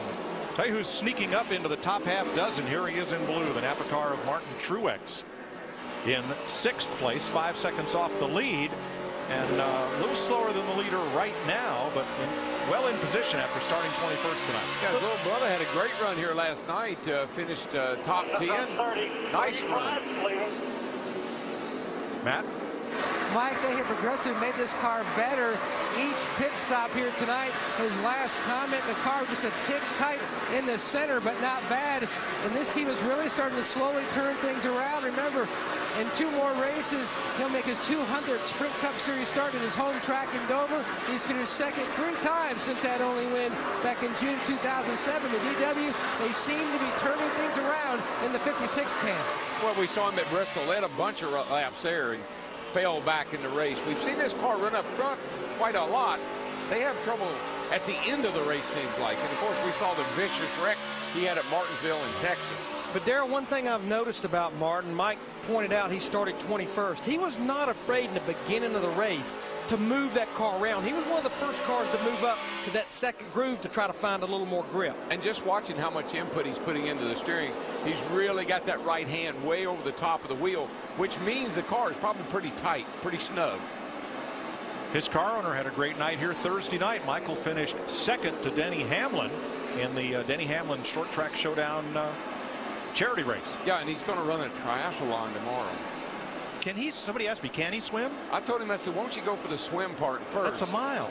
Get the swim out of the way. Because then I don't know if he. That's once in a quarter around this track. Wow. And he turned 48 today. So that's right. Today's his birthday. What a time to pick up triathlon competition at age 48. Good for him. Saw him riding his bicycle earlier, so he's working on it. You know, we passed the halfway point. Our little Mr. Where did he come from? Kevin Harvick in that 29. We just saw him go by McMurray. Now, those guys are racing for 14th, but you're starting to see that 29 just kind of inch up there, but he may need a few cautions, Steve. And Larry just checked on Kevin Harvick. He said that he has been the same way all night. He is just loose getting off. He says we just have the wrong setup tonight. You know, speaking of triathlon, I want to say hi to my Sarah Caitlin. She ran a half marathon today, her first one, and finished it. Very nice. And went to the prom last night and didn't get home till 2. This is an important battle right here, not because it's for 20th place, but it's because it's the battle to be the first car 1 lap down. Right now, that's David Reagan in the 6th. Jimmy Johnson wants that position so that if we have another caution, he'd be back on the lead lap. And how many times have we seen Jimmy Johnson in this position where they were really way off with the race car, got back on the lead lap, next thing you know, they're up there battling. They were a little bit more contentious tonight, though, than I've heard them in the past. Jimmy was taking a little corrective criticism, I guess, from his crew chief there about using up his tires. Well, you don't ordinarily hear Jimmy tell Chad what to do with the car or Chad tell Jimmy how to drive. So a little bit of a departure here. Yeah, quite a bit of frustration, actually. Yeah. Now, Jamie McMurray is on the lead lap in 15th in the number 1. Trying to stay kind of away from the battle between Reagan and Johnson for the first car 1 lap down. Kyle Busch now in front of Jeff Gordon by 1.4 seconds. With Denny Hamlin, Clint Boyer, and Casey Kane the top 5. 168 laps to go.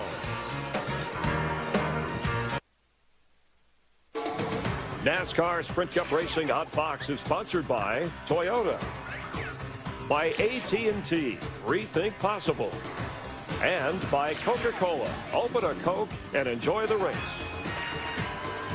Caution's out for the 3rd time tonight. Was it payback? We'll find out in a minute. Steve. Jeff Gordon is loose on landing, Mike. They've made a track bar adjustment of 4 tires. Krista. Denny Hamlin said his car was better, still tight center. They need track position. They're making a slight adjustment to the right rear. Matt? Still not enough improvement for Kyle Busch. They went with 2 adjustments this time. And it's Denny Hamlin who leads them off pit road. Kyle Busch, Jeff Gordon, Martin Truex picks up 2 spots to 4th on that pit exchange.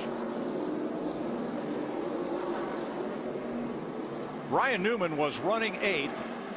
He and Montoya have been feuding since Homestead last November. Remember what Ryan said a little bit ago? Did you sort things out with the 42 there? I did with the spotter, but he's not very responsive. Well, he tried to crash us, and that ain't going to be cool afterwards. At 10-4, hopefully NASCAR heard you there, and they'll take care of him there. Now that transmission was some 40 laps ago. Here's what just happened to bring out the 3rd caution entering turn 3. You know, remember I told you that a guy that really liked Boys Have At It drove the 42 car? He just sort of had at it right there. Or actually, I think he just had it right there. Well, if he had it, Ryan Newman got it. Yeah, that picture right there pretty much tells the tale. You know, some drivers are like, you run my night, I run yours. Newman actually, again, did a nice job of staying off the wall with it. He's about to try to turn down here. Now, right here, Kurt Busch has said, where is he going? That's 49 laps on your tires. That rubber out helps. All right, look at the nose right here. Look at the nose. Kurt Busch has been driving with that black cloud over his head pretty much all night. That sure didn't help. Now, this was the first one back at lap 108. Newman didn't give Montoya a lot of room coming off the corner, and Montoya had to make a couple of stops, got a couple laps down. Here's what just happened.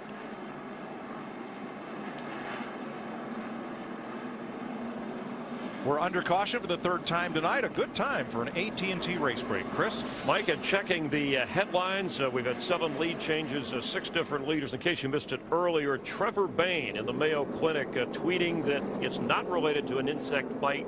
They're running tests on the double vision. He hopes to be out of the hospital, released later in the week. He was not scheduled to run in this race tonight. Hopes the All-Star race in a couple of weeks. Checking the leaders here with the caution out. Denny Hamlin, Kyle Busch has moved in to 2nd place ahead of Jeff Gordon. Yeah, right now the 11 crew beat the 18 off of pit road right now, so Denny has regained the lead. But you got to watch out for that 18. He has been fast all night long. Yeah, 3 cautions here, and Jeff, the long green flag runs that we've seen tonight, what effect on strategy here as Newman and Montoya are just not getting along, and it's continuing? Oh, this thing's a long ways from being over, and I was going to say something about the Darrell. I think I've seen that move one time before here at Richmond back when we were racing against Dale Earnhardt, so I know what he feels like as far as getting turned to the outside wall. But yeah, the long runs right now, you know, have really wreaked havoc on some guys like Jimmy Johnson, Tony Stewart, Jeff Burton. They continue to be a lap down, and it really puts you, frustrates you, because the closer you get to the end, the less opportunities you got to get that free pass or to get back on the lead lap. And I think these cars,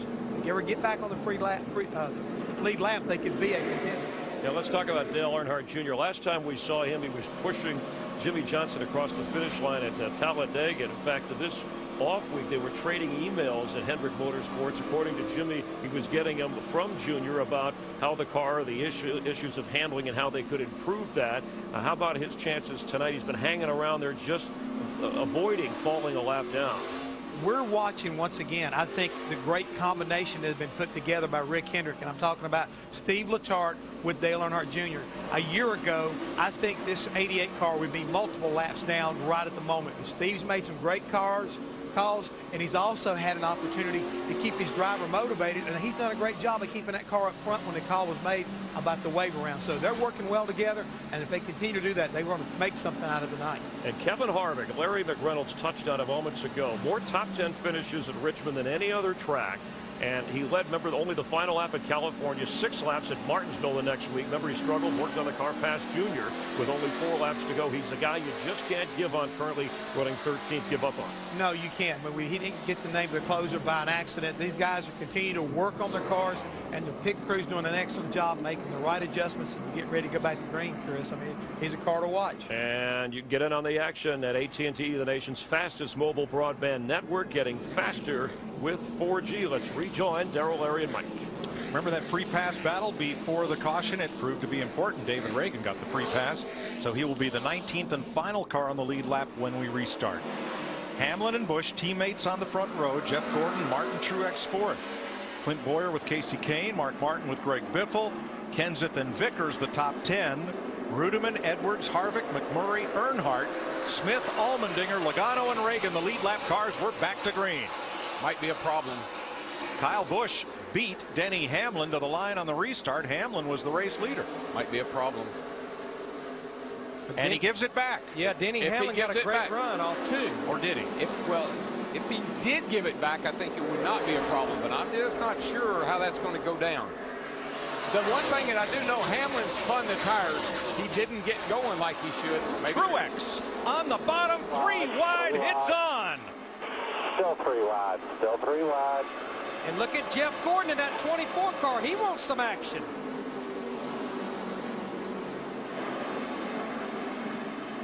And Darrell, this may well be Kyle Busch backing up to avoid having to come down pit road at pit road speed for jumping the restart. I don't know if it is or not, but that'd be my story. I can tell you that.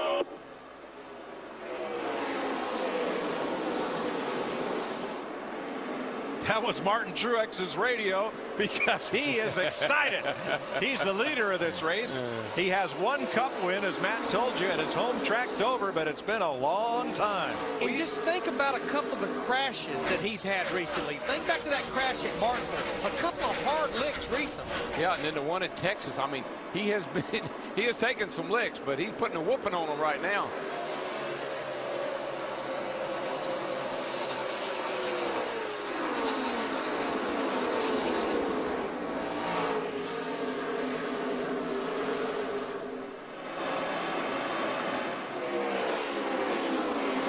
Every time you make a pit stop, you come back out as the driver and you hope the car's as good as it was before you made the pit stop. Please don't let this be a bad set of tires. Please don't make the wrong adjustment.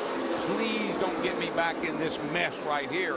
I'm not so sure that Kyle Busch wasn't suffering a little bit of that on that restart. Kyle Busch moves up past Clint Boyer and up into 4th spot. 3 wide toward the back. Oh, Landon Castle into Ambrose. And then way up the racetrack in the 09, gathers it back up. I got to tell you, these cars have got a lot of grip because 8 tires are really gripping good tonight. That's the old short track adage. Why do you pass on the inside? Because 8 tires corner much better than 4.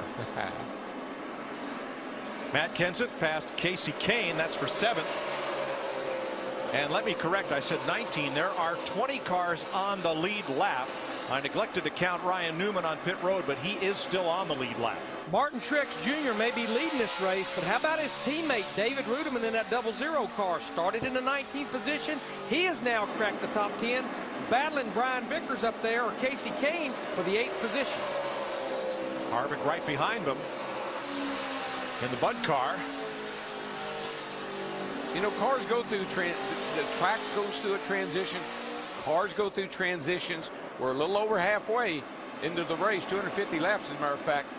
These cars have gone through some of those changes, some for better, some for worse.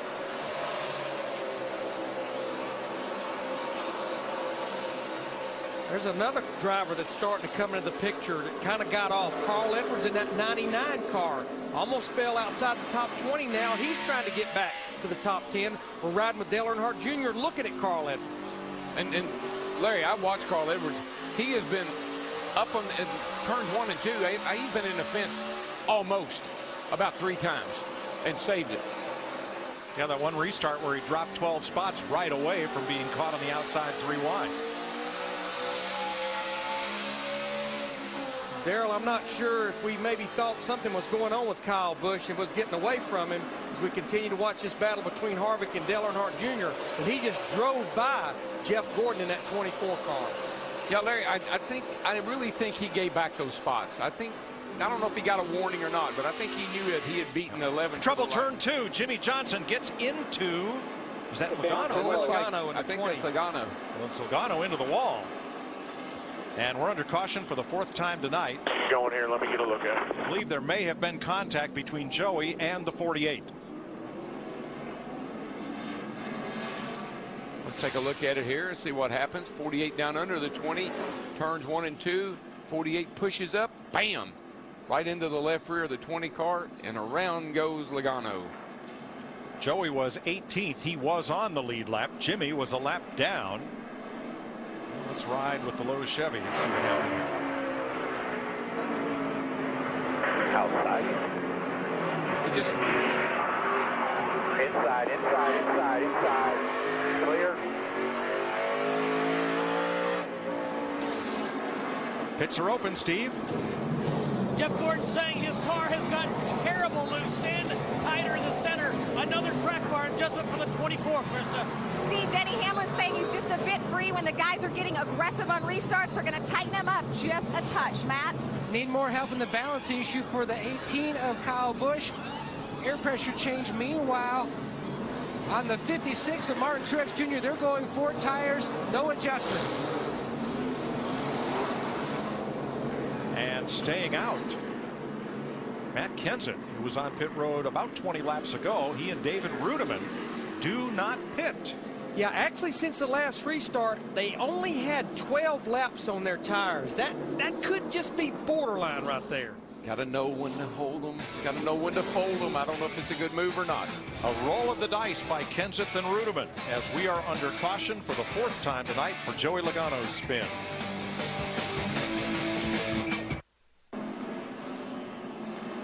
Sprint takes you inside the NASCAR Sprint Cup Series. Here's what's happening now. Most laps led this season. Kyle Busch a whopping 629.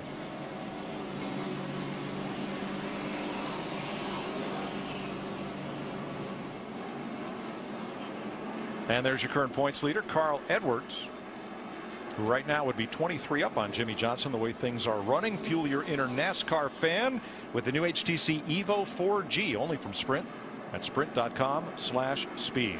Tony Stewart got the free pass on this, the 4th caution of the night. We'll mention Jimmy Johnson also did not pit along with the 2 leaders. And tempers are starting to fray. Listening to some of the onboard radios, some of the transmissions we can't put on the air for you here. Some of them we can. Here's Ryan Newman after being spun out by Montoya at lap 238. Can't believe they're not going to black flag that 42 car. Let them spin you out knowing they're going to wreck us. We'll take care of it after the race. Now NASCAR has warned Montoya, stay away from the 39 the rest of this race. And you know what? It's okay. I'll take care of it after the race, not during the race. I will see him after the race. A lot of damage on both of those cars. There's been a long debate about whether running Cup races on Saturday night hurts local tracks. The answer comes from Bowman Gray Stadium in Winston-Salem, North Carolina tonight, where they have opened to their biggest crowd ever. Little racetrack inside a football stadium. Car count was way up. Wow. Sound like a great night at Bowman Gray. Congratulations to them. Well, Jimmy Johnson sees that he's still mired behind the leaders and decides to pit now toward the tail end of this caution as we're on 1 to go. What Chad Knaus and Jimmy Johnson was banking on is everyone was going to pit and they would take the wave around. When Matt Kenseth and David Rudiman stayed out, that pretty much put an end to that. Plus his right front. I'm not sure they were a little bit worried about that right front from the contact with the 20 as well. You're right about the strategy, but I think it was also maybe let's come and look at that right front. Now, when you look at the 2 cars there on row 2, Casey Kane and Carl Edwards, that's 2 drivers. Their team elected to go with just right side tires. And that's so we the got way they set for the restart. No tires, 2 tires, and then 4 tires behind them. Yeah, a mixed bag right now. That's a recipe for, well, we'll see if cautions breed cautions here. 137 laps to go. And Matt Kenseth gets together with Rudiman on the break. That wasn't pretty. Kane jumps to second. Hamlin to third. Crash, turn one. Behind you, one. Just one car so far. That Casey Mears. 13 car. There's the caution. Yellow is out. Yellow is out. Jimmy Johnson, Chad Canals and Jimmy Johnson says, dang, should have taken the wave around. Well, what they would have done with the position they were in, they would have actually got the free pass, I think, had they have stayed out. And instead, the free pass, I believe, will go to Jeff Burton. We'll double check. Let's go back to the restart where Matt Kenseth tries to get away, and he and Rudiman in the 00 get together. Kenseth didn't have him cleared when he came up, did he? Just came right up in front of him, but I think Rudiman didn't go. You remember those cars have got old tires on them. They get a lot of rubber built up on them. You spin them real easily. Now let's follow this down to turn one. There's the restart and a bit of contact that allows Casey Kane to get up here to second spot. Oh, Newman and Martin almost get together. Junior stuck in the middle. They're going everywhere. And then several get together here with Casey Mears going around. I believe Marcus Ambrose was involved. There's a look from Ambrose.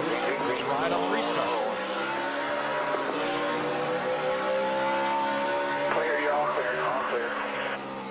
Marcus was way ahead of it. Paul Menard dove under Casey Mears. Didn't see the contact, but there had to be some somewhere.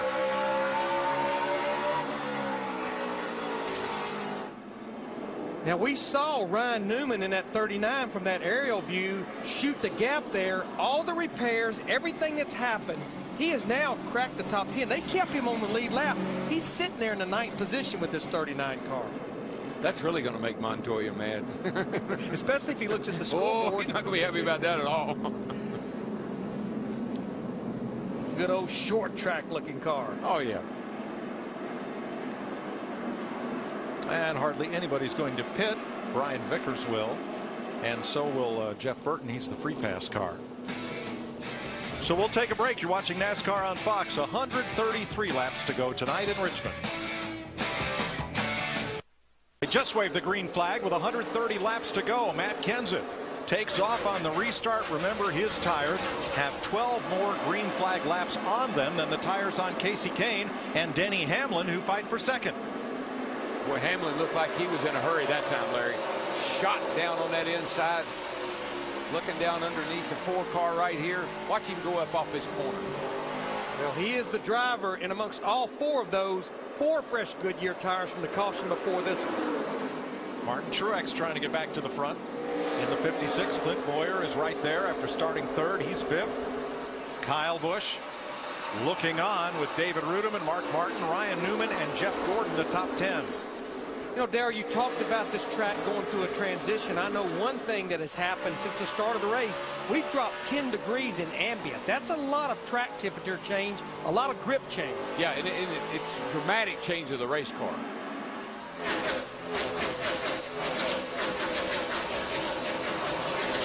Jeff Gordon dives to the inside to pass his Hendrick teammate, Mark Martin. While 4 of the lead, here comes Hamlin once again. What I like the way Hamlin runs this racetrack. He floats it in. He nails the throttle right in the middle of the corner. Then he gets out of it a little bit. Then he gets wide open. He really has this thing figured out, man. Kyle Busch goes after Boyer for 5th, takes it. Yeah, Kyle Busch in the 18 still trying to recover from what went on that restart. The caution before this fell well outside the top 5. Now he's clawing his way back. And how about Dale Earnhardt Jr. in this 88 car trying to get his way back to the top 10? He's in 13th. Remember, one time was a lap down. And you know, we talked about Dale Jr. and Steve Letarte and how they're getting along and that whole thing. It's all about believing in each other. I believe in you. You can do it. You believe in me. I can help you do it. All right. Let's go back to a lap after the restart. There's Steve Letarte. And watch Kyle Busch and Clint Boyer. Boy, they look like they're still at Talladega bump drafting, don't they? He had Boyer sideways there in the middle of the straightaway. Kyle has gone on, and now he has moved up to 4th, passing not only Boyer, but Casey Kane. And Jeff Gordon on the move. Underneath Boyer and moving up to 6th. I'll tell you, that 24 car, if I was watching this race and I was a Jeff Gordon fan, I'd be pretty happy right now. Hanging around, just hanging around. He's your Pizza Hut fan favorite. Started 3rd tonight. Led once for 4 laps as we have 122 laps to go in Richmond. NASCAR Sprint Cup Racing on Fox is delivered by Pizza Hut. Don't wait for the last lap. Order now to get your favorite pizzas at low prices. Crash in turn 2 puts us under caution for the 6th time tonight. Started here, please. And Brad Keselowski is the car left steaming. Get it running, please. There you go. You have any when the right smoke front clears, here's what happened. Contact back here with somebody. Landon Castle. Yeah, Landon Castle right there. See Landon's car gets loose, starts up the hill, and the 2-car, Keselowski, is out there. Not a whole lot you can do about it. Almost the same thing that happened with Jimmy Johnson and Joey Logano just a few laps ago. Handling and tempers fraying here with a little more than 100 laps to go. Everybody's getting hot. And I don't mean out the tailpipes either.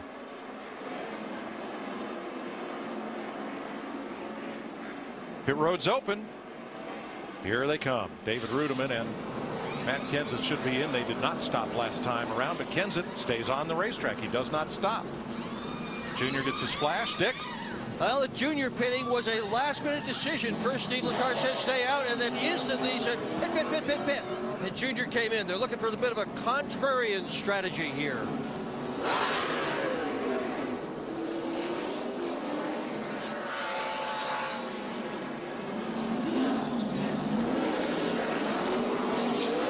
It's not unusual at this part of the race when we start to get a lot of outbreak of cautions for different drivers to get on a lot of different agendas and off sequence as far as when they come to pit road. We've got a lot of different differences in the way they've been in pit road and the amount of laps on their tires right now. We had only 2 cautions in the whole first half of the race, Chris, but now we've had 4 caution flags within the last 40 laps.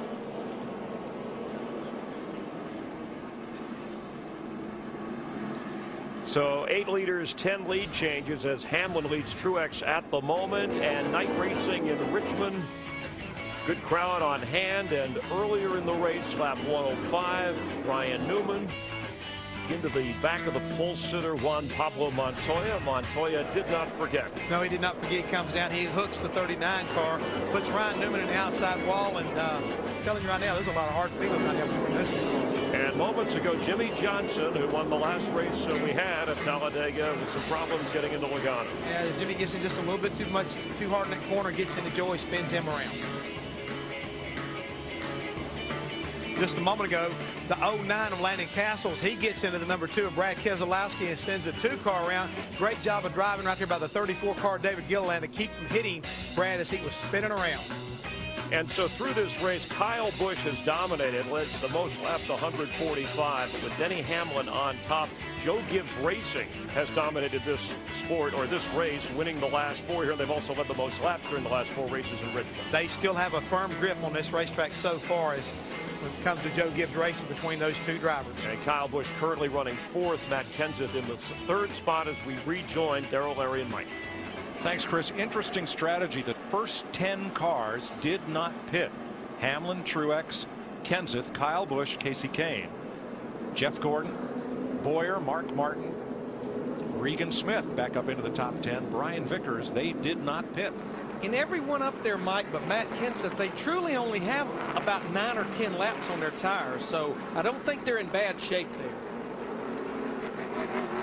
Free pass, Paul Menard. So we will restart, I believe, with 23 cars on the lead lap when we restart. You like racing on Saturday night? How about Saturday night baseball on Fox? For the next 3 weeks, Major League Baseball under the lights in prime time on Fox beginning Saturday, May 14th.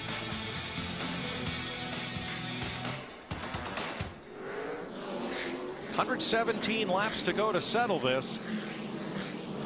Only 2 cautions in the first half of the race, first 200 laps, 4 cautions in the last 40 or so laps of the race. I remember saying something at lap 250 about how sane and everybody was driving pretty good.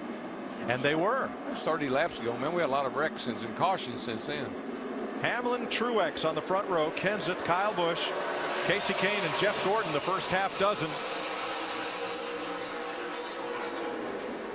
Truex spun the tires, cost he and Kyle on the outside line there a little bit of time, fighting back though up the back. Clear that 17, maybe into 3. Whoa, around the outside. Look at that 18 go. Kyle Busch is coming. Well, it took 285 laps, but the outside lane has finally come in, and here comes Kyle. He's going to have his work cut out for him if he goes by that 11 car of his teammate Denny Hamlin on the outside. Now, this is a good time to watch the 2 different driving styles. You just saw Kyle close right up on the back of Denny getting in. Then Denny gets an inch away coming off. Just 2 totally different ways of running the racetrack. Whoa. Boy, Denny opened that door just a little bit getting into 1. Good thing they're teammates. That might be I'm sorry, buddy, I'll let you go here. Don't think so. Boy, Kyle just saws at the wheel to stay alongside Hamlin into the corner. There comes Martin Truex Jr. in the 56. While those 2 teammates have been going at it, sitting up there in the 3rd spot. Where did that 99 come from?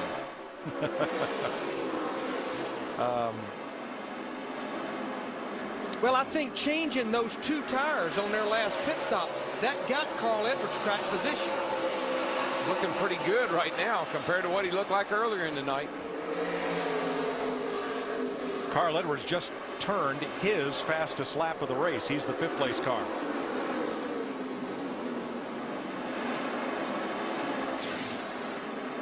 Watch the 48 on the inside here. Jimmy Johnson has had a rough night. Got a boost from Casey Mears there. Oh, you got to see it. We just had a pile up coming out of turn 4. Outside. One more look at this. Outside. Bobby Labonte's pretty good.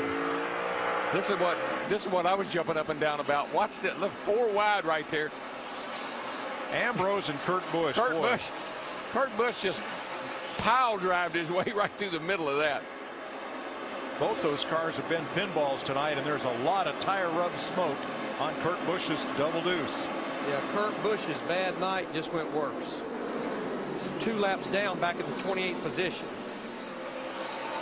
Here is Edwards, the point leader, moving underneath Truex. This is for 3rd. Trouble down the front here, guys. Yep, Brad Keselowski spins to bring out a caution. Break.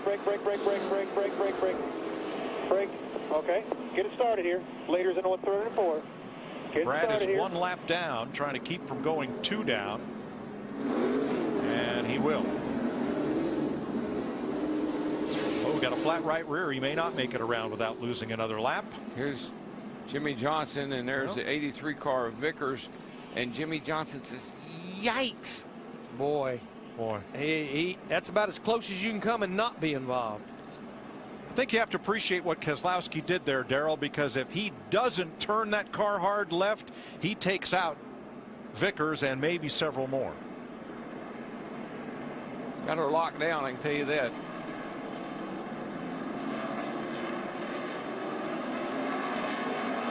Flat left rear and right side tire as well.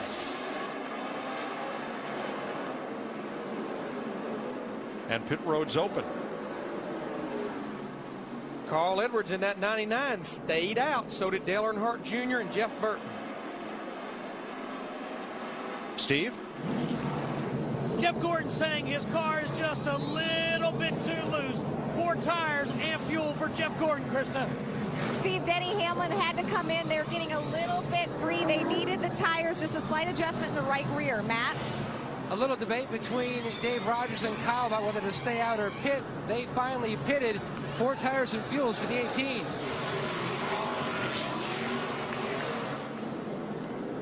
That will change up the standings quite a bit as Keselowski finally makes it back to pit road. under caution at Richmond, and look who's the leader, Ryan Newman. Wow. You talk about short track Saturday night. Yeah. How about it?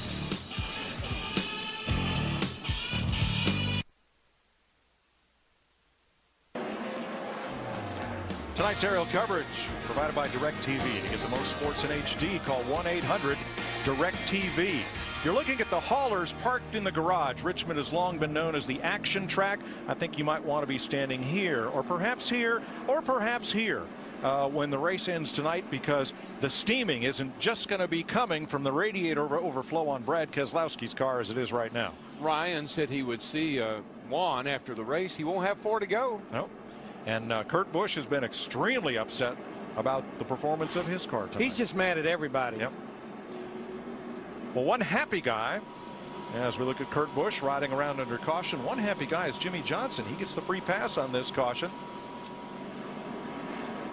I don't know how Kurt's got a car left after he came pile driving his way 4 wide up here off turn 4. Now, Mike, our top 6 drivers out on the track right now, as we see Jimmy Johnson and 48 back to pit road, they stayed out. Don't think that's a bad move because they only had 7 laps on their tires. 10 laps ago, Paul Menard was 21st. He got the free pass, and then on this caution, he stays out. He's the 6th place car.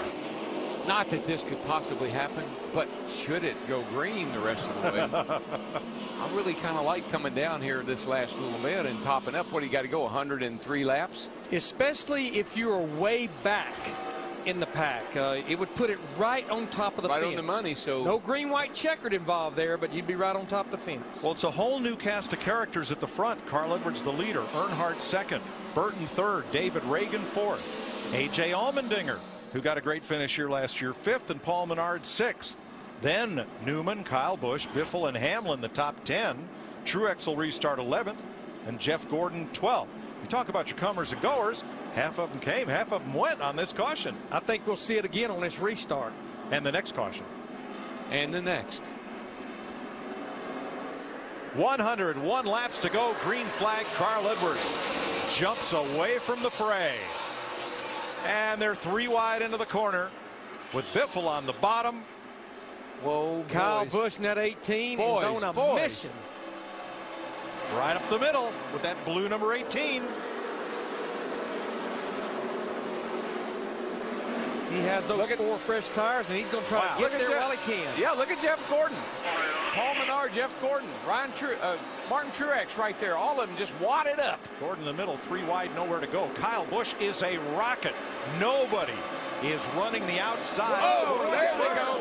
There Gordon they go. Slammed. Menard, Mark Martin. It's a crash fest in the backstretch. They couldn't keep doing that, Mike. They just couldn't. You got heavy left front damage on Jeff Gordon. Yeah, that's pretty killed on the left side right there. Matt Kenseth. For all his strategy, he is wrecked, and you'll see it all from the DirecTV blimp shot. Oh boy. I mean, when you get to racing like this right here, look at it, 3 wide. That's 3 good drivers, 3 good cars.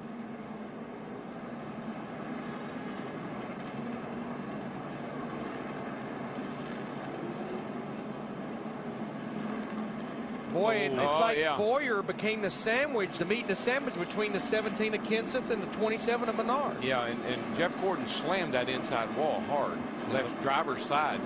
And the first contact was Kenseth and Boyer.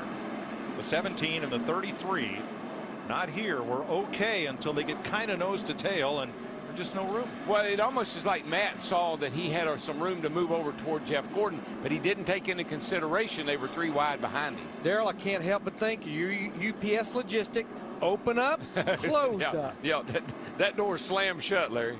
But as you watch, see Tony Stewart near the top of the screen, right behind Boyer. Watch him scoot through here.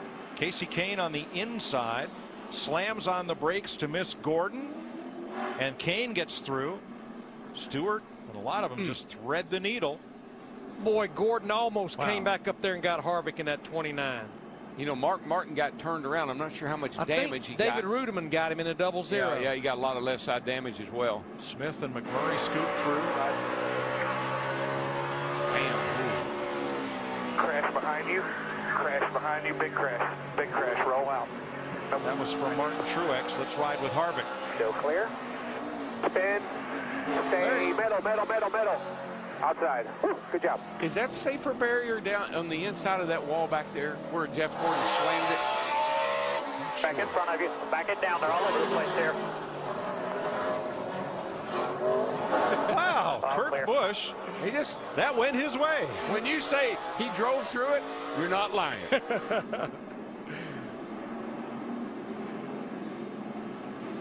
Watch Jeff Gordon's car as he goes down and hits driver's side down here on the inside wall, and I don't think that's safe for barrier. That was a hard lick right there on that driver's side. And instead of being able to drive it back, Jeff has climbed from the car, gave the crowd on the backstretch a wave, and is headed for the garage. That had to hurt. When you hit on the driver's side like that, that's a hard lick.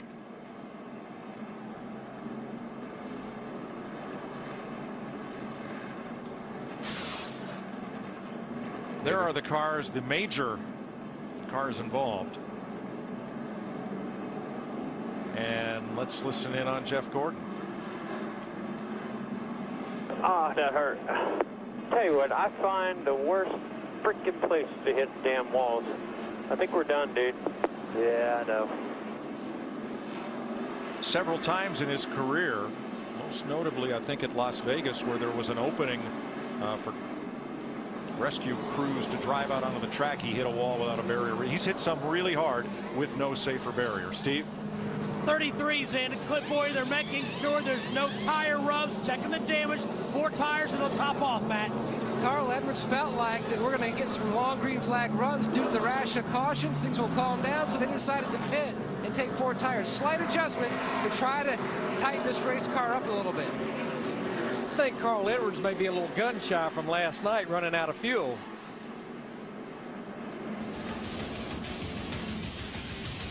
So Jeff Gordon will join Landon Castle out of the race. McDowell, Skinner, Nemechek, and Yaley after going into the inside wall off of Matt Kenseth.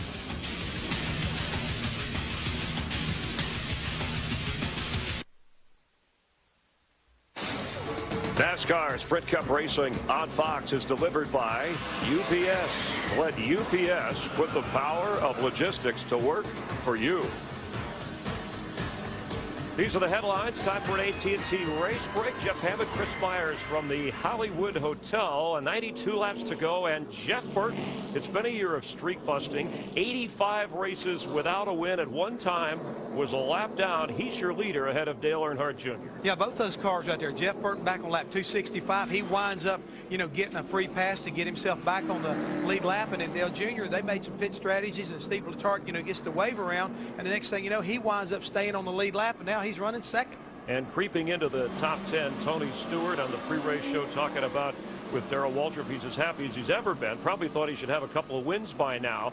Looking for that first victory this year. This is the scene of his very first Cup victory back in 1999. And this is another car that was a lap down early on. Larry McReynolds talked about comers and goers, and this is some of the cars that have been coming to the front. And there's a lot of cars that have been going toward the back with, handling issues and just coming and going. But, it's been a wild night. And the thing is, we got 92 more laps to go to try to settle this thing, and I think it's a long ways from being over. Yeah, and we're starting to see we've had, 5 cautions in the last 50 laps. You talk about cautions breeding cautions, but it's been a hot-tempered night. There has been some payback at inappropriate times. And you don't know towards the end here, you still have the teammates of Denny Hamlin and Kyle Busch running 4th and 5th. And, again, they have dominated with Joe Gibbs Racing this race the last couple of years. I'm not going to tell you anymore. There are no such things as teammates when it comes to short-track racing. I guarantee you right now, if Denny Hamlin has to rough up the 18 of Kyle Busch, he's going to do it because he needs a win. He wants to win, and I don't think Kyle needs to get in his way. I believe that 11 car is not going to put up with any of his nonsense tonight. I don't know how Greg Biffle got up there to 3rd. It seemed like he came out of nowhere, but he never was a lap down in this race. No, he's not been. And a lot of teams have run extremely strong tonight and been very consistent. This is one of them. They've made a lot of the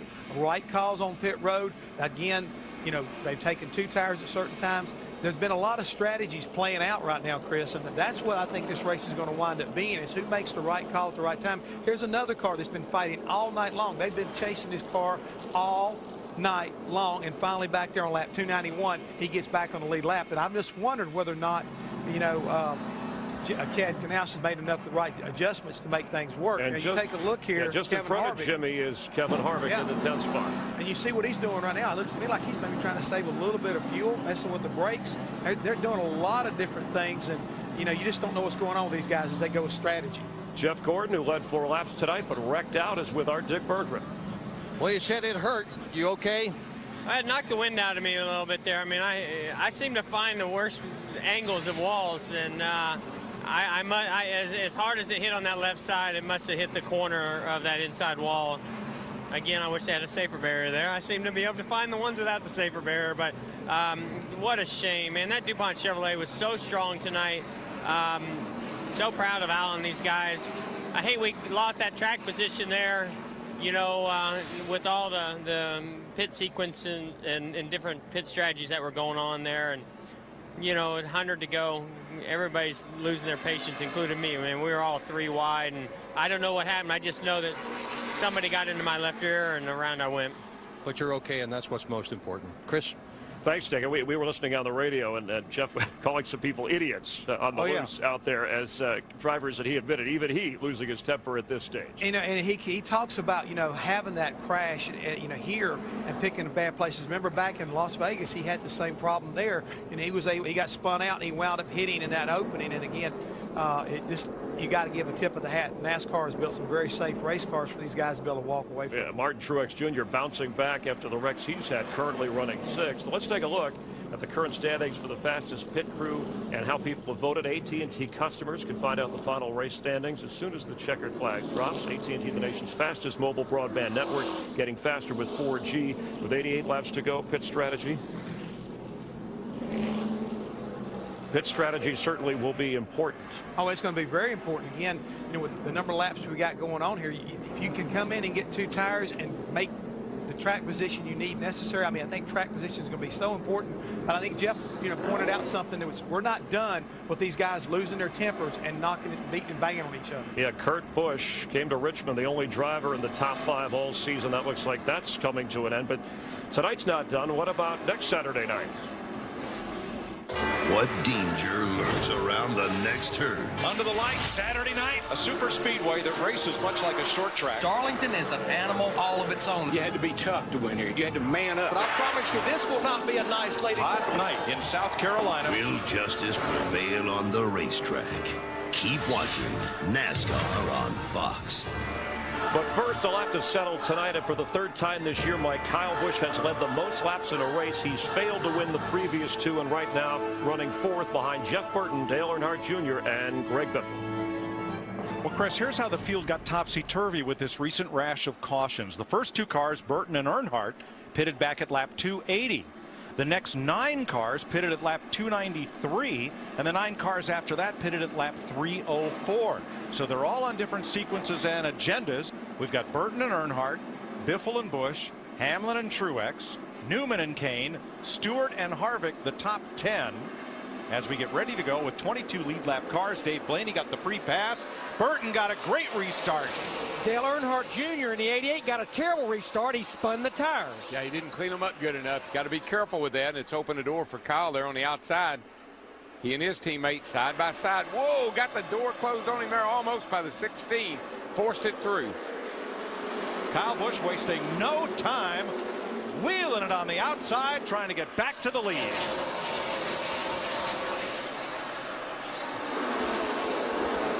Greg Biffle fighting hard down on the bottom right there. Kyle gets in the gas, able to clear him off at 2. Took Biffle all night to get to the top 3. He doesn't want to give it up. Steve. Quick update, Mike. The 16, Greg Biffle, they are about 2 laps shy of making it to the end if it stays green.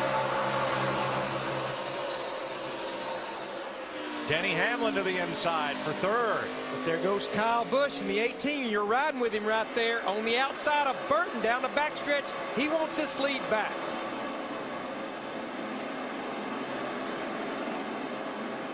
The car is just so good. Nobody's been hooked up on the outside tonight like Kyle Busch. He's made a number of really nice passes up on the outside, and that's a big advantage he has right now, getting around some of these guys. Watch Kyle Busch's move on the restart. The momentum he had to get himself back toward the front. Watch the 18. Junior not going really helped him a lot. It gave him the momentum to get by Junior on the outside, and then it was on from there. While everybody else fought for the bottom, Kyle just drove around them all. He goes where they're not most of the time. Martin Truex up to third.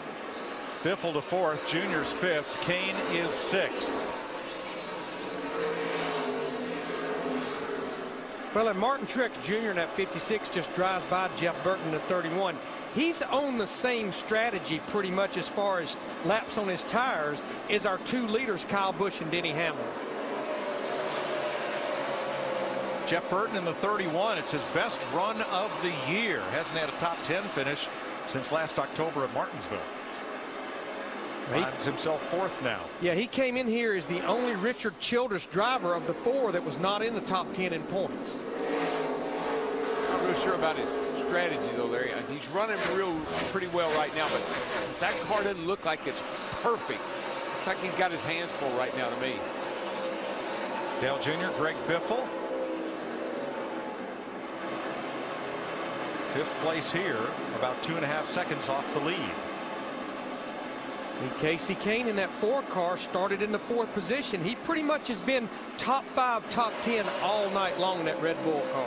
I see some of these guys running up front, though, and you talk about comers and goers. How about comers and are you kidding me?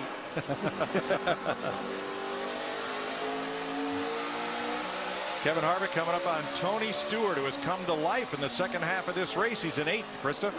And he would be one of those, are you kidding me? Because his car was so tight through most of this race. When he would describe it on the radio, he wouldn't just say tight once, he would say it 3 times. But they have just consistently picked away. They last pitted on lap 293. Right now, they say they are good on fuel, up to maybe 8 laps good.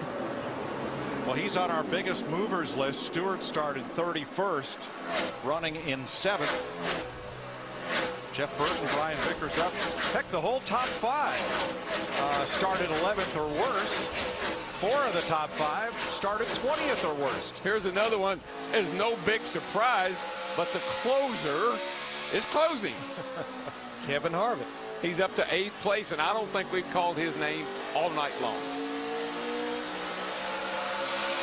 Our weakest point right now is just past center and 3 and 4. Everything else is good.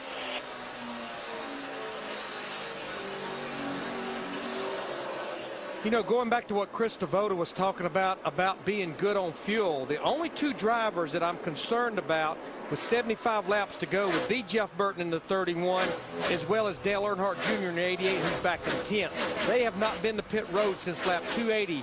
Even with all those cautions, that would be 120 laps they would have to go. Don't believe they can make it on that. A.J. Allmendinger and Ryan Newman in that battle-scarred number 39, fighting for 14th. Newman is soldiering on tonight. I mean, he is. Look at that thing. And the Dinger with a new sponsor on Richard Petty's 43. He's had some success here. Likes this place. Got a new sponsor on the car.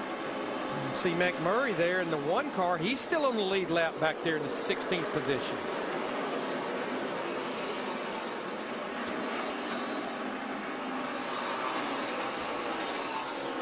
There's some ragged looking pieces going around here, Larry.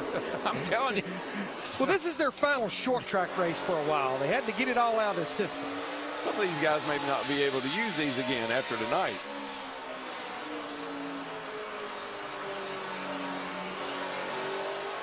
And where are we going next week? The Lady in Black. Maybe just throw a little tape on this one and take it on down there.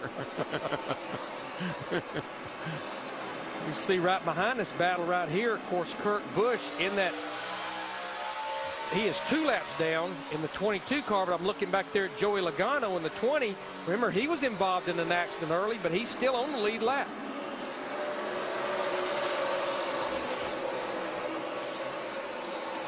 Everybody's got duct tape. Bear Bond, X-Flex, whatever you can get. Rivets, bolts. Kyle Busch has pulled away from his Joe Gibbs teammate Denny Hamlin now by 1.9 seconds. You're riding with Martin Truex, who is third, 2.5 off the lead. Jeff Burton is fourth, 4 seconds back, and Greg Biffle 4.5 back. For fifth place. The one thing about Kyle Busch, he gets so much out of his car when it's got new tires on it. When it's got fresh tires on it, those restarts, those moves he makes, that's how he gets that big lead he's got over Denny Hamlin. Now, Denny Hamlin most likely will catch him and chase him back down, but Kyle just gets such a huge lead on these restarts if we should have another one. All the Joe Gibbs cars on the lead lap. I think this performance may put paid to some of those rumors about the necessity of a crew chief swap that persisted throughout this week and have been denied by both Denny Hamlin and Joey Logano. But I think we also knew, and this was well documented early in the race and in the pre-race, that this was going to be a pivotal race for Denny Hamlin and 11 team. If they did not run good here, you knew something was not right. I don't know. I just look at what the other owners have done. I look what Rick Hendrick did in the offseason, how it helped Dale Jr., what Childress has done to help Harvick, what Jack Roush has done. Sometimes, even when it doesn't make sense to us, those owners know the chemistry of those teams internally, things that we don't know. And so I'm not always I'm not against shaking things up. There is Joe Gibbs, owner of the team that bears his name, Super Bowl winning coach and NASCAR championship winning owner. His older son JD runs the race team day to day.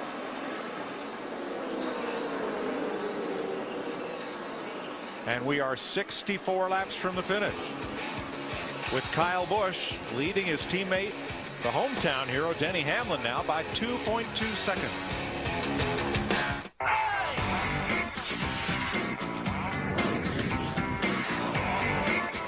You're watching NASCAR on Fox.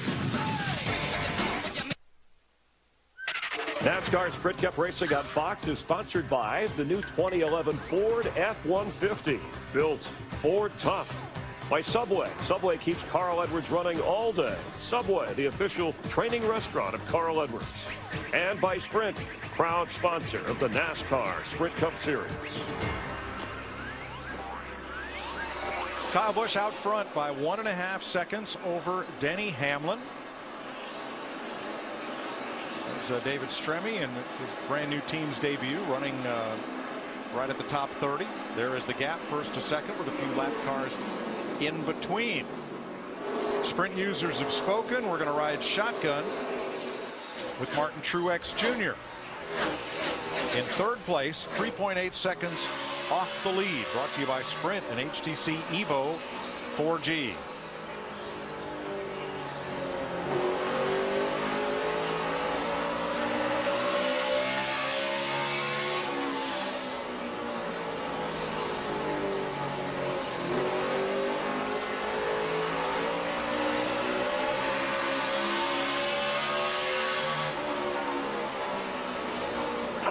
Clear the flat. Fuel your inner NASCAR fan. Live in-car audio, real-time stats on NASCAR Sprint Cup Mobile and the new HTC Evo 4G. Go to sprint.com/speed. Coming up on 50 to go. Andy Lally in the 71 trying to battle Travis Kvapil just in front of the race leader, Kyle Busch. 50 to go and a lot of traffic. Whoa. Cars running side by side right here, like you see Andy Lally and the 38 car on the outside there, right in front of our leader. Here we have so many drivers battling that are 2 laps down, 3 laps down, racing each other. They're not just going to roll over, even with the leader Kyle Busch coming. That 71 car has raced hard tonight. I mean, he's not rolled over for anybody. He's really run hard all night long. No matter whether it was a lap or 2 down, it doesn't make any difference. And it's his first trip to Richmond. Got a great crew chief, Doug Richard, been around this sport for a long, long time. Was Dale Earnhardt's crew chief back in the 79. When Dale won his championship in 1980. In 1980 was there with Dale, and got this team on fire. 8th place battle. Point leader Carl Edwards up against Kevin Harvick.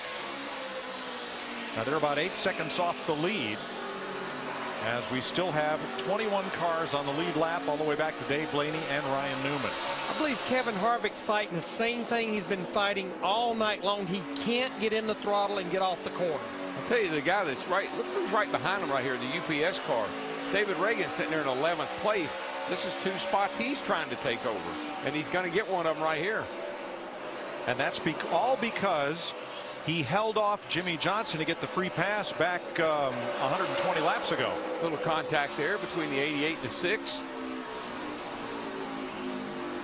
And quite honestly, David Reagan has a little bit fresher tires than most of these other drivers, because he was on pit road back at lap 304. It's showing too, Larry, because he's been able to make some pretty nice passes. Now in the top 10, up to 9th. Clint Boyer surrenders 12th to Jimmy Johnson. In and out. In and out. Oh. In and out. Johnson in a Richard Childress Racing sandwich there between the Harvick and Boyer. He's not talking about hamburgers. No. He's got one on the inside. He's got one on the outside. In and out. There isn't an In-N-Out burger within 2,000 miles of here, I don't think. No, but there's a Bubba Burger somewhere nearby. Right. And Allmendinger right in the battle, too. Remember, he got a top 10 here last fall.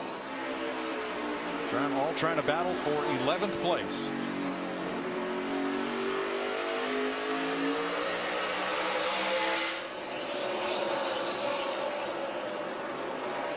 I think Jimmy Johnson and Kevin Harvick, they're falling victim to drivers now in this long run. Even though there wasn't that big a difference in the amount of laps on their tires, I think they're falling victim now to a little fresher tires, like with Allmendinger in the 43. Yeah, Larry, because their cars, they weren't that good anyway. And so to take a chance or be out there a little longer on tires, you're really going to pay the price. And that's what may happen to our entire top 7. At lap 280, Jeff Burton was on pit road. 13 laps later were the rest of the top 7 drivers. From Kyle Busch, Denny Hamlin, Casey Kane on back. So can they go the distance on fuel, and will they have enough grip to hold position? Yeah, the first half of a run, tires, pretty equal. It's the last half of the run, when you got more laps on your tires, that you pay that price. 43 to go. Well, remember, Mike, one of our UPS logistics, don't sell yourself short. We knew this thing could get into a long green run at the end, but I will say this.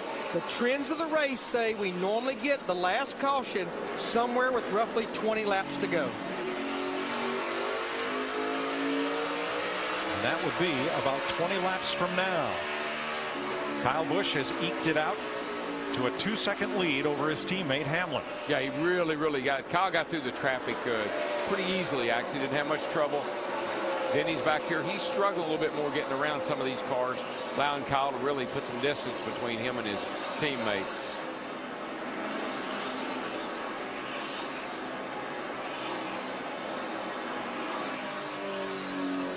Well, let's find out who's got the fuel and the tires to go the distance and who may fall short. Matt? Kyle Busch trying to chase down another Richmond victory now. They are right at the borderline from the last communication on this team as far as fuel. They should be good to go to the finish. Meanwhile, the 56 of Martin Truex Jr., who has a push and a slight vibration in the center of the corner, they are questionable. Definitely if they go a green-white checkered finish, the 56 could be in trouble. Right now, 399-ish is where they are mileage-wise. Krista? Mike Ford told Denny Hamlin, when we use your best fuel mileage numbers from this race, we are 5 laps to the good on fuel. But at our worst, we're right there. So they think they're going to be okay. Dick? Well, Earnhardt is going to be about 8 laps short. He cannot make it. Jeff Burton cannot make it on fuel either. They both have to pit. 2 races so far this weekend, and both fuel mileage was a factor at the finish. In the Denny Hamlin short track showdown, race leader Kyle Busch either vapor locked or had a fuel pickup problem on the last lap. Hamlin won, Busch stormed off. And last night's race was also fuel mileage a big factor. A little jam up here, boys. We got 3 of the Roush-Keteers there. David Reagan in the 6, you're riding with him. Looking over at Carl Edwards in the 99. Greg Biffle in the 16. All battling for a position here. Whoa, boy. Underneath David Stremme, and they'll all get by. It's pretty close. Yeah, it was. Well, Biffle was really kind of sliced and diced in there right in front of David Reagan in the 6. Again, I think it's a good thing he's his teammate. And to be quite honest, when I look at David Reagan there in the 6 and Carl Edwards in the 99, I think they're the first 2 drivers in the running order that's not questionable on fuel to be able to get to the end. Okay. We've heard from all of top 5 but Casey Kane. Matt, can Kane make it? Mike, they're just continuing to put together a great night, and yes, they can make it on fuel to the end. Kane looking for another Richmond victory, running third. I think he's the only driver in recent memory to win here from the pole. He did it driving for Ray Evernham in a Dodge.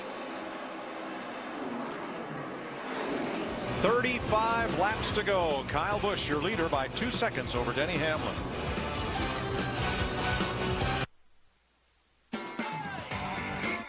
Pulling his way in there. Just be careful with it. That way, bud. That way. Man, go like hell. Keep doing that. He'll give it up. I don't know what he's doing. Well, he tried to crash us, and that ain't going to be cool. Damn idiot. Stay metal. Crash behind you. You just watch it. Watch it. I'm clear of it. Didn't hear a thing. Back in front of you. Back it down. They're all over the place there. I think we're done, dude. Yeah, I know. Thursday, Friday, most of Saturday, drivers will tell you how much they love to race here. Climbing out of the car after Saturday night, well, not all, not so much. 5th place, Martin Truex had to come to pit road, had a tire going down, gave up 5th place, and on the 4-tire change, missed a lug nut on the left front, so has to come back in. Matt?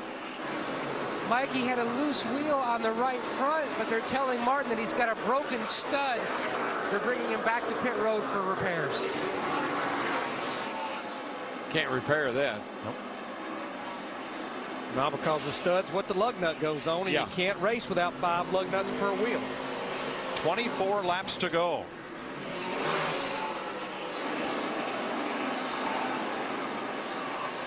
Now Kyle Busch did win here from the pole. Part of this 2-race win streak of the spring races. The only driver in track history to win 3 straight spring races was Richard Petty. It was part of a string where Richard won 7 races in a row here from 1970 to 73. Yes, that's a record, tied with Darrell's 7 in a row at Bristol.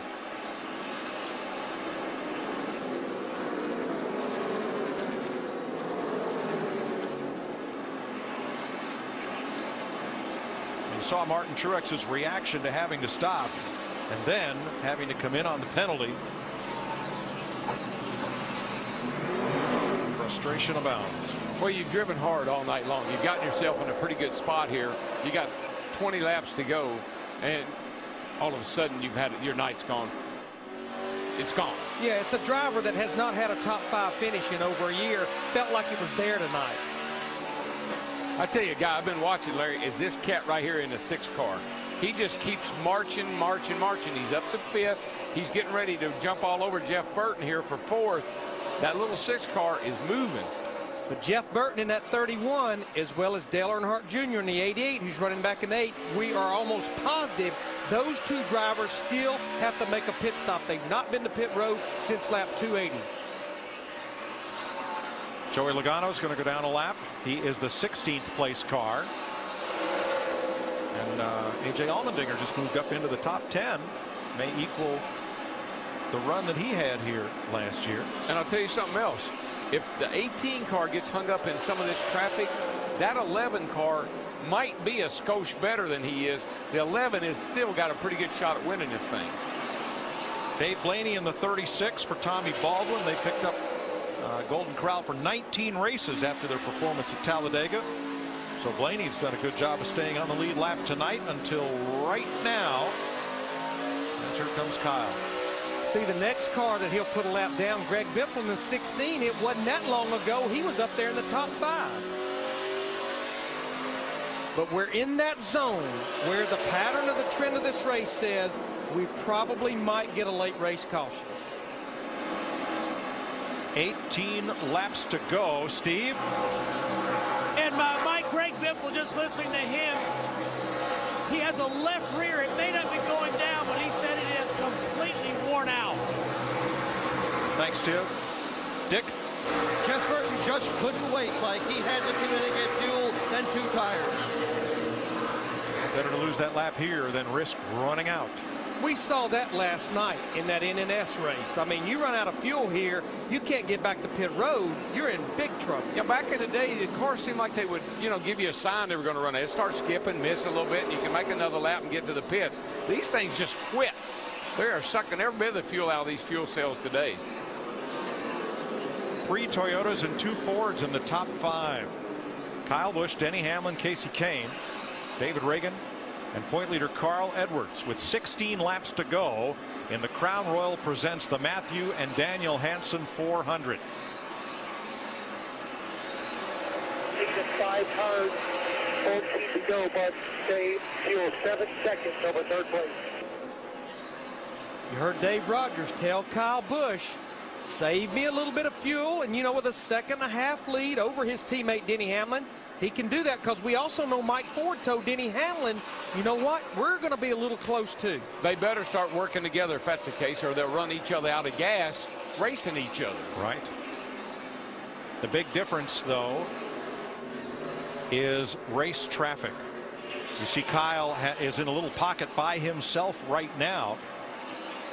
Not for long, though, Mike, because at the rate the 18's going, he's going to catch up with a big pack of cars right here with about 10 to go. About to put another driver down.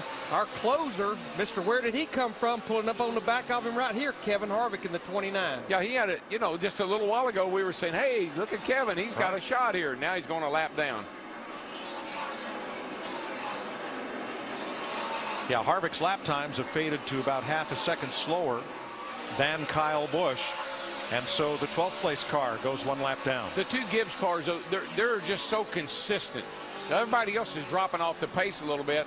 The 18 and the 11 both can maintain a pretty fast pace. Here comes Dale Jr. to pit road. And that's the other car that pitted back at lap 280 that we knew would have to stop is Dale Earnhardt Jr. He and David Stremme both on pit road. Dick? And this is going to be your basic splash and go, and they got it done. So he is out and away. Just don't want to speed when you got a situation like this. Better be a little safe than sorry. And David Stremme's team is so new, they don't even have their own pit box. They had to borrow one from Rusty Wallace's team. Stremme's away. He's going to finish his first race for his new team, and well done. 32nd.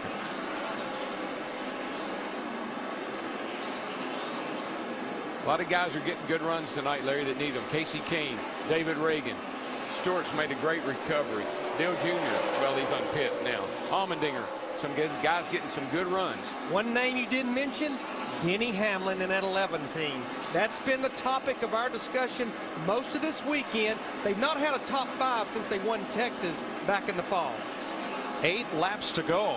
In fact, he's only had 1 top 10 since then, Larry. Hamlin has just been told, save fuel. Quite honestly, I question our top 3, including Kyle Busch, our leader, Denny Hamlin, Casey Kane. We keep talking about David Reagan in that 6. We know he can make it to the end sitting back there in 4th. Reagan's best finish, 3rd, 3 times. I'll tell you one thing, that 11 is he's gnawed into that lead that the 18 car had. I know maybe the 18's backed it down a skosh, but that 11 is gaining on him. 1.2 seconds with 7 to go. Yeah, he took about 3/10 out of the lead right then, Denny Hamlin out of Kyle Busch. And remember how Denny Hamlin won the charity race on Thursday night. Kyle ran out of gas. In fact, Denny almost ran over him when Kyle's car slowed abruptly at turn 2 on the final lap. Then he took another 2/10 out of it that time, almost 3/10.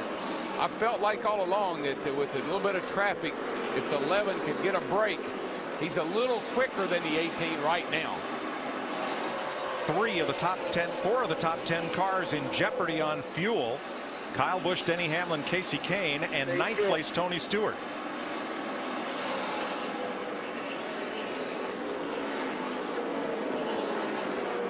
Very interesting. Fuel mileage races at Richmond.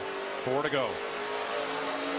Well, we saw it last night. Looks like we're sitting right on top of it again tonight. It sure does, Larry. I never would have thought that, but it's coming to be true. Kyle Busch has to run the last 107 laps on this tank of fuel. So does Denny Hamlin and Casey Kane if they're going to finish 1, 2, 3. That's right on. I mean, that's right on the mark. I think they could go 107, 108, but no further. Well, you know, we documented it's about 90 to 100 green flag laps, but we had a lot of cautions since they were last on pit road. 3 to go. 2 to go now.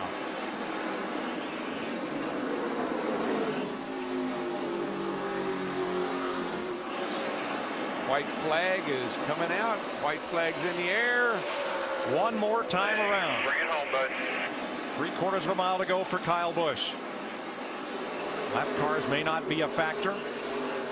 Paul Menard ahead. Tony Stewart ahead. Championship caliber win right there, boys. Kyle Busch off the 4th corner and three-peats the spring race at Richmond.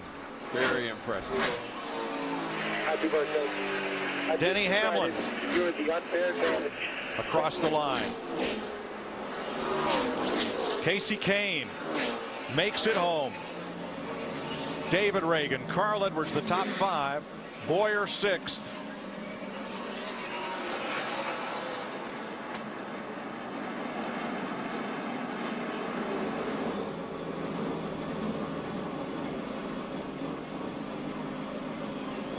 And what a dominating performance tonight for Joe Gibbs Racing. Just what the doctor ordered.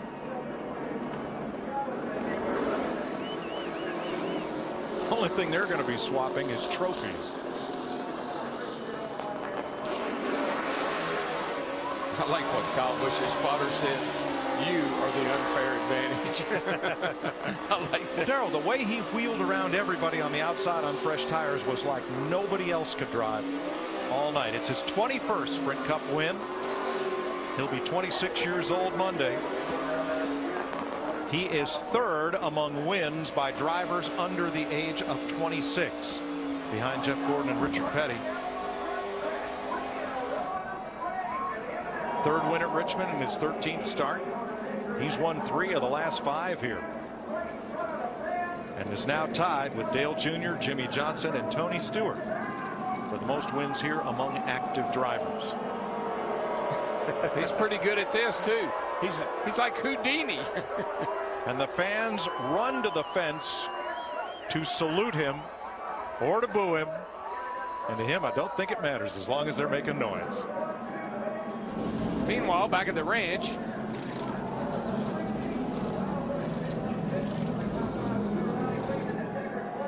Paulo Montoya walks off toward the motor coach lot as Ryan Newman drives by.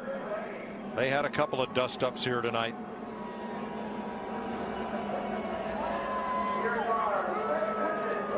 Becomes only the 2nd multi-winner in 2011. The way this chase could be formatted, 2 wins, these first 26, put you pretty good shape. Pretty good shape for the race, the last race going into the chase being here as well. All right, Kyle and Kevin Harvick, the only multiple winners this year. Kyle had 235 laps of including the final 84. Matt?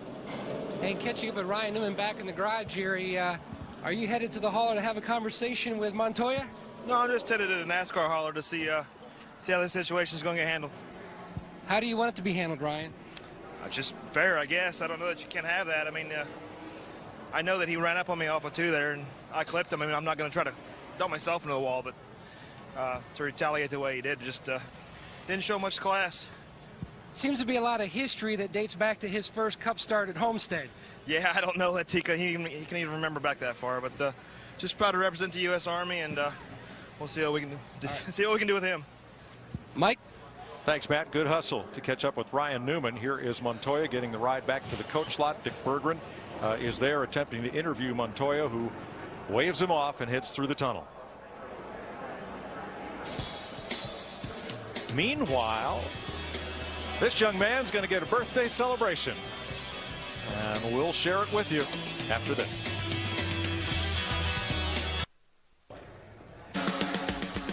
NASCAR on Fox, live from Richmond, Virginia. Kyle Busch, less than 48 hours from his 26th birthday, pulls into victory lane, and our Chris Devota's down there for the celebration. Well, there is something about this racetrack in the springtime. For the third year in a row, Kyle Busch makes victory lane his Richmond address. We knew you had to battle your teammate, and we also knew you were close on fuel. Obviously, you were late getting here because you needed a push. I know, yeah. We're a little late to the celebration, but these boys are never late to any celebration. So this is pretty awesome. These guys are pumped up about it, obviously, and I can't thank M&M's Pretzels enough. All the guys at M&M's that are here with us tonight, and man, it's so fun to win the Sprint Cup races, and thanks Sprint for their support. But can't do it without Interstate Batteries. This Toyota Camry was awesome tonight, and we've got friends from Gillette and Marquis Jets, NOS Energy Drink, of course the fans too, that make this all possible, but most importantly, the Mars associates and employees too. They're a lot of fun to work with and handle with. But this race tonight was a good one. We had a really, really good car, and we knew if we could play through traffic a little bit better than the 11, that we'd have a shot at the win, and we did that tonight. Well, you mentioned that, and I mentioned the battle with your teammate. Was that the difference, working through traffic, or what was the difference between you being here instead of Denny? Well, I learned from Denny Hamlin last fall, and I'm not going to say what I learned, but he might know. But we did a good job at doing what we needed to do there early in the run, and once we got out and had to go through traffic and stuff like that, traffic kind of fell our way, so we were able to pick our way through there. We didn't really get held up too much through there, so I can't say enough about these guys. Dave Rogers and his whole M&M's team did a flawless job at getting this car prepared. A new tire that Goodyear brought here this weekend made it especially difficult for most of the teams, and us too, but we were the best of it here this weekend. So real proud of these guys for digging in deep and pulling it out here today. So hopefully we can keep this momentum rolling and go through Darlington and then get to Charlotte, one of my favorites. Short tracks long on success. He wins at Bristol, he wins at Richmond. Steve Burns is with his teammate. And Denny Hamlin really needed a good finish. And Denny, it's been such a tough start to this season. How important was that to you tonight? Well, it was very important to have a smooth race, nothing go wrong or anything like that. Good pit stops late in the race. Just really got beat by our teammate today. We were so equal, and he was just a little bit better on restarts, and he was able to get out there and set his pace. So he drove a great race. I thought he was going to burn his stuff up, and I was just kind of sitting back there riding. But when we wanted to go, he could pick it up. So our cars were just dead equal for the most part today. We just got beat. Denny, can you build on this for Darlington next week?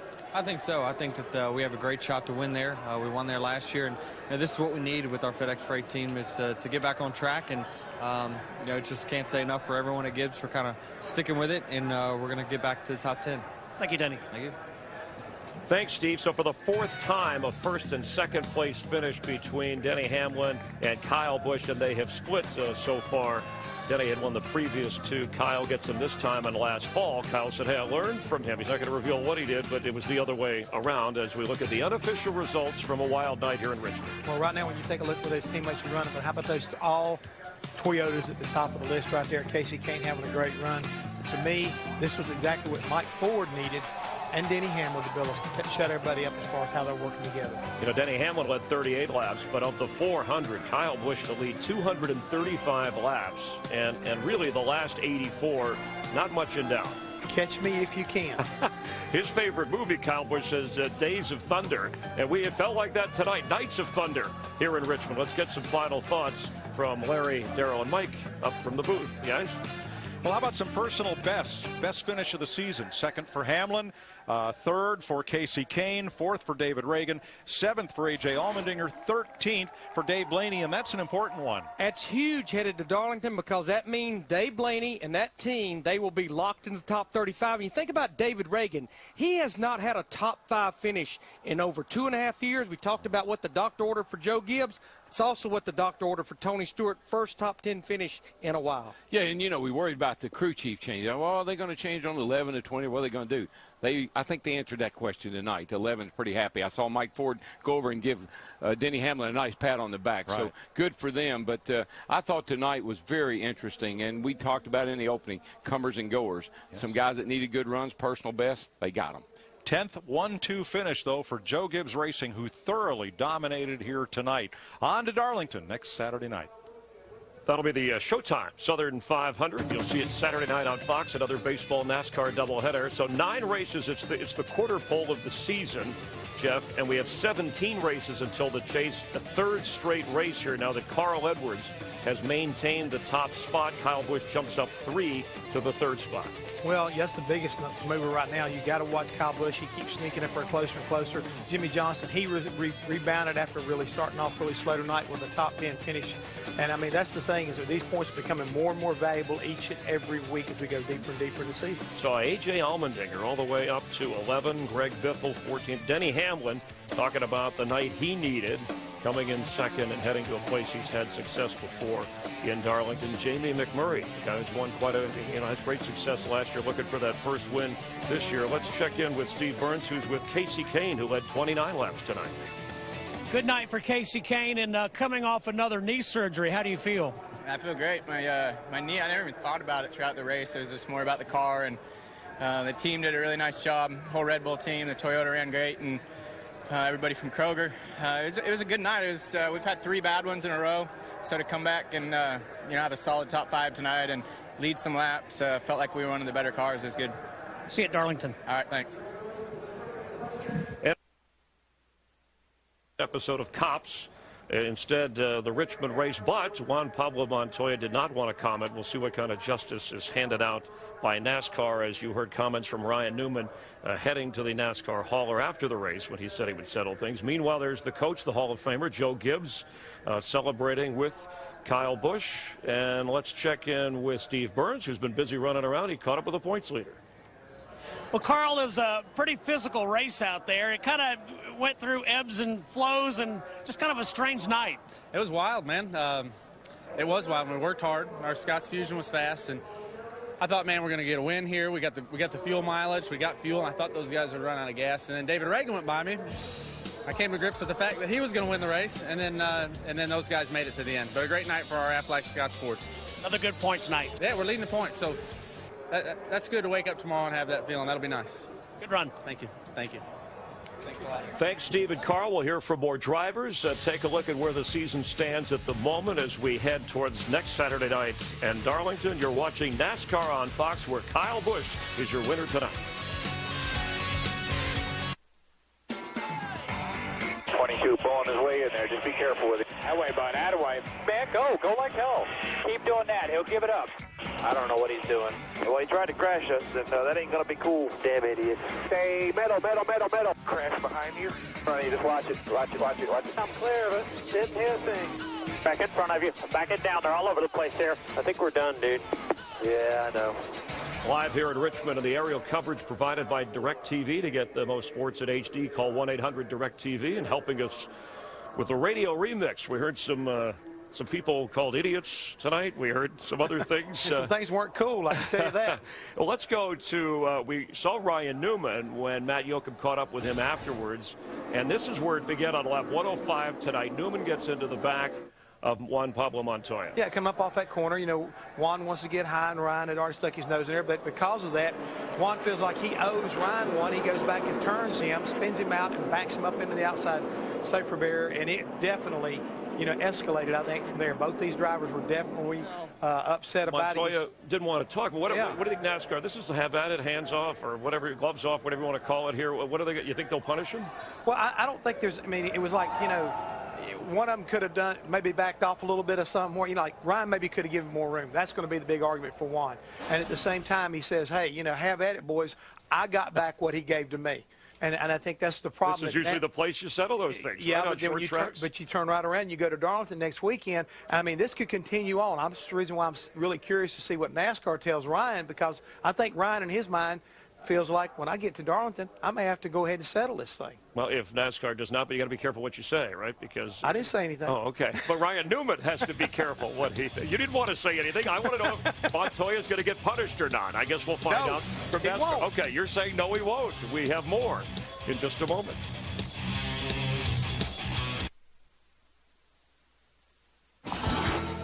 Promotional considerations provided by